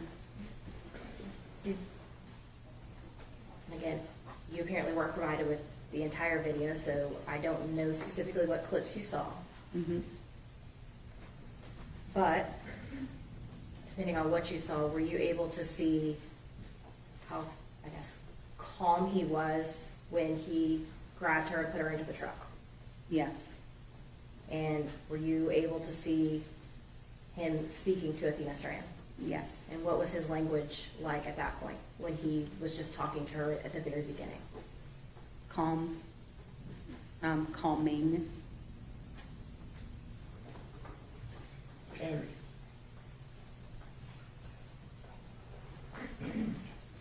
did you hear Tanner Horner say, "Don't scream or I'll hurt you"? Yes, multiple times.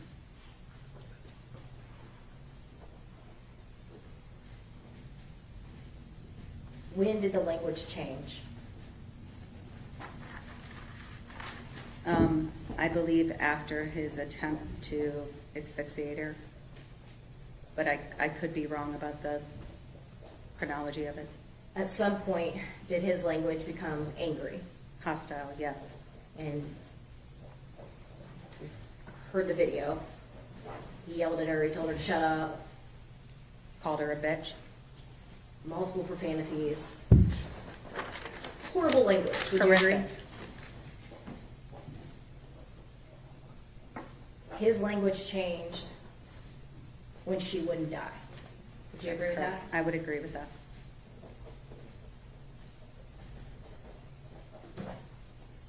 He had no empathy that day, did he? In that moment, I don't think he was empathetic to Athena, no. In fact, afterwards, he was seen smoking a cigarette, looking content. Would you agree? I didn't see him smoking a cigarette, I'm sorry. You didn't see that part? No, ma'am. Did you see the part where he was cleaning up the I van? did, yes. Did you hear him talking on the phone to his boss, making up a lie about him throwing up? Yes, He seemed calm, and his language was steady. Would you agree with that? I would agree. And he was able at that point to communicate to his boss effectively.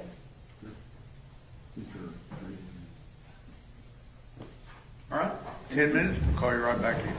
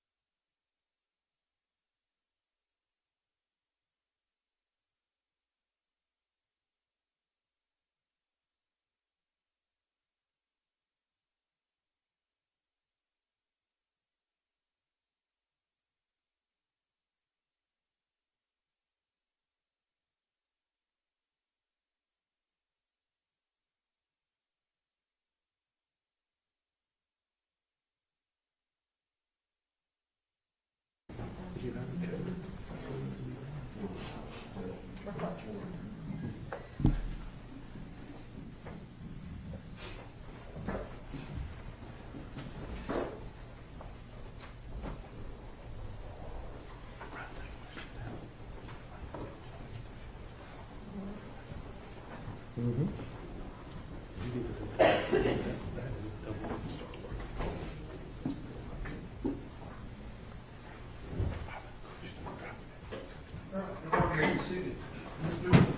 you, Judge. All right, Dr. Fritz. I promise we're on the home stretch. You spoke about the mom talking to him in a jail call, and that the mom had to explain to him why other inmates were looking at him like a monster, and he related it to his son, correct? She related it to his son, correct? Okay. Are you aware that he said if it was my son, he would take care of it himself? That's right. Mhm. Meaning Yes. he would kill the person who did that to his job. That was what I implied from what you said. We talked about triggering events. You apparently didn't watch the whole video. So did you actually see any triggering event? No, ma'am. Okay. So if there was evidence in this case that showed that there was planning and lead up and covering up cameras ahead of time, and there was not a triggering event, would that change anything in your opinion? It would make it even harder to understand Mr. Horner's actions. You were given a hypothetical that said if there was all this stuff going on, right, and there was cocaine use, did you actually see any cocaine use? No, ma'am. In this hypothetical, though, if there was cocaine use by the defendant and he went, I think your words were big reactions to small problems, right? Mm-hmm. In that hypothetical, though, we did not talk about sexual assault. How does sexual assault play into big reactions, small problems? I don't think it does. I'll give you another hypothetical.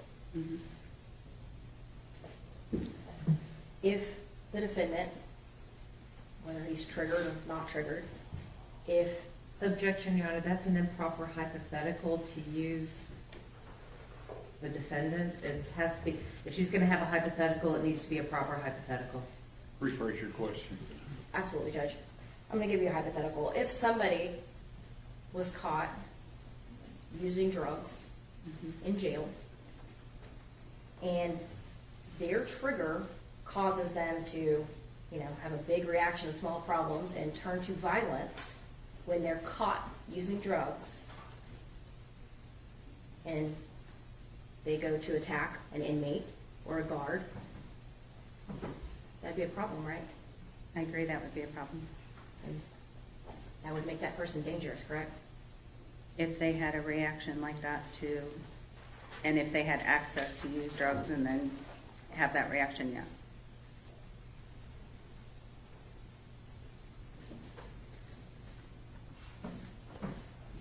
You're not offering an opinion today that his language abilities caused him to commit this crime. No, ma'am.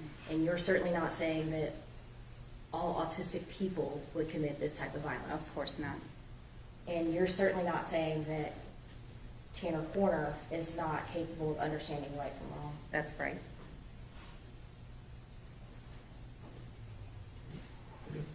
Pass witness, Judge. Redirect. Yes, Dr. Fritz.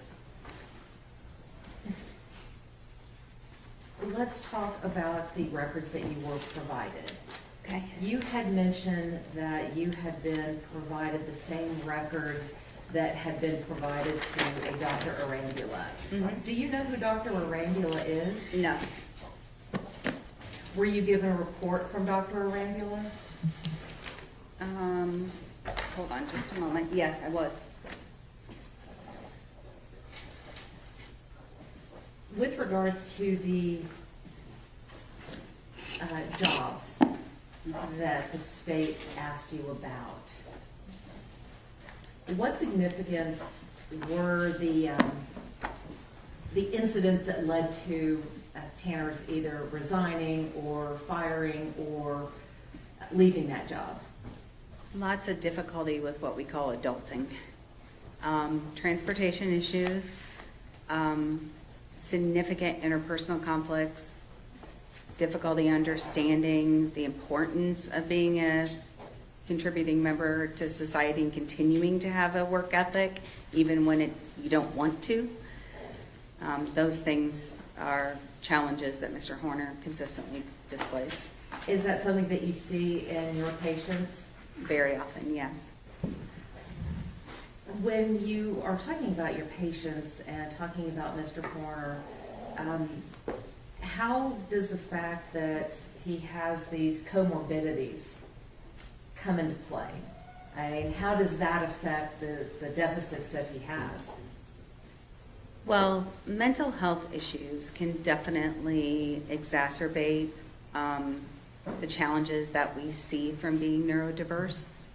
And I think those are extreme in Mr. Horner's case, along with his social history. The state talked to you about the strengths that were noted in your report. Mm-hmm. When you are looking at a patient or a client, do you focus on the strengths or do you focus on the deficits? The deficits. Why do you focus on the deficits? Because the DSM, it's called the Diagnostic Statistical Manual. It's what we use to give a diagnosis. For that, it's deficit driven. So you have to be able to look and see those. Unlike, like if they could do a blood test to see if you're diabetic, autism is a clinical diagnosis. So it's based on having those deficits. With regards to the deficits, how severe were the deficits that you saw in Tanner? Very severe in terms of his pragmatic deficits, his social communication deficits, very severe. Expressive receptive depended on the area. Some areas he was relatively typical in or had mild deficits, and other areas were more impaired. Dr. Fritz, is there a difference between being able to give information versus being able to effectively communicate? That's a great question. Yes. So information exchange is one portion of communication, and the giving and receiving of information is one part of it, but communication involves all those other subtle nuances that I've been talking to you about, like facial expressions and other forms of nonverbal communication to make sure that your intentions and your messages match. So the fact that Tanner could give information, does that necessarily mean that he didn't have the deficits that you had talked about earlier?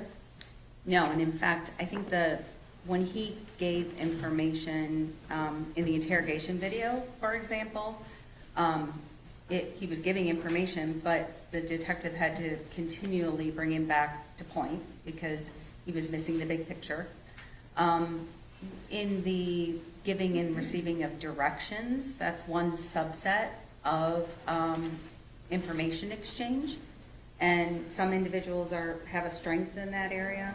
Mr. Horner also told me he has a strength in the giving and receiving of details relating to time. And the reason he has that, as far as I understand, is because of the fact that time is so hard for him. So he likes to know exact information there. Those things are under the same subcategory of pragmatics. So those you can have relative strengths within a given aspect of communication and still have overlying deficits. Is it possible for one to commit a horrific crime and still have deficits? Absolutely. And again, you're not here to excuse what happened or to justify what happened? No. Not here to say that that his autism caused any of this? Absolutely not. Dr. Fritz, the last thing I want to talk to you about is one of the things that the state brought up regarding these suicide letters. Mm-hmm. How many letters did you review related to his suicide attempt? I think maybe 4. I know I remember reading one to the detectives, I know I read one to his pastor, Mimi, or his grandmother, and no, 5, because I also read one to his mother, and then I read the one to Athena's family. I think we can agree that the letter to the detectives carried a lot of falsehoods in it. Absolutely. Does that change your opinion about the letter that he sent to Athena's family? No, there are falsehoods in the letter he sent to Athena's family as well. And I think the information that he included to the detectives, the lies he tried to perpetuate in his letter to Athena's family, is just evidence of how limited his theory of mind is, his ability to use perspective taking, to recognize that people might compare notes, to recognize that you can, if you want to show true remorse and you want to do so effectively, it's not only the words that are on the page, it's also trying to avoid what the mistakes you've made or correct the mistakes that you've made in the past. And I think that's the deficit occurring. As I mentioned earlier, the words are there that show remorse. And I think it becomes muddied by attempts to place blame otherwise. When you're looking at the letter to the parents, it appears that he was trying to explain what happened. Is an explanation of how someone got to where they are the same as blaming? No, I think his explanation of his stress is real and genuine, and I understood why he included that. I also want you to know that the route being changed frequently is a true trigger for a lot of my clients. It's a very real trigger. I can understand those explanations. The continual lying is the part that I think is trying to push blame elsewhere. And that's the part that that's not logical. And when it's not logical, that calls to mind deficit to me. And Dr. Fritz, at the end of the day, did that letter meet the criteria for remorse? It does. It has all 4 qualifying factors of language that's remorseful. We have a moment, Your Honor? Yes, ma'am.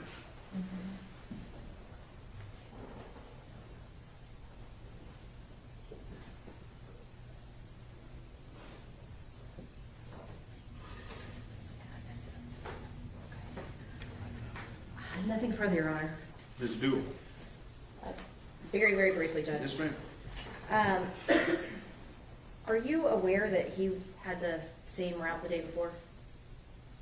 I'm not sure if I knew that in particular. I do know he was on a floater route, so there was some inconsistencies in his route. So his route being changed caused him to intentionally kidnap, sexually assault, and murder Athena Strand? No, there's no direct cause and effect here. There's no explaining away his violent act. 100% no. And I can tell you that changes in routine, the lack of structure and predictability are triggers in autism. You stated that what you see is what you get with autistic people. We saw who Tanner was on that video, correct? I think you saw evidence of some horrific things on that video. Nothing further, Judge. Ms. Anderson. Was the person that you saw in that video the same person that you interviewed in the jail? No, ma'am. Nothing further. Ms. Dool. Nothing further, Judge. Thank you. May this witness be finally excused. No objections, Your Honor. Any objection? No objections, Judge. Thank you, Doctor. Thank you.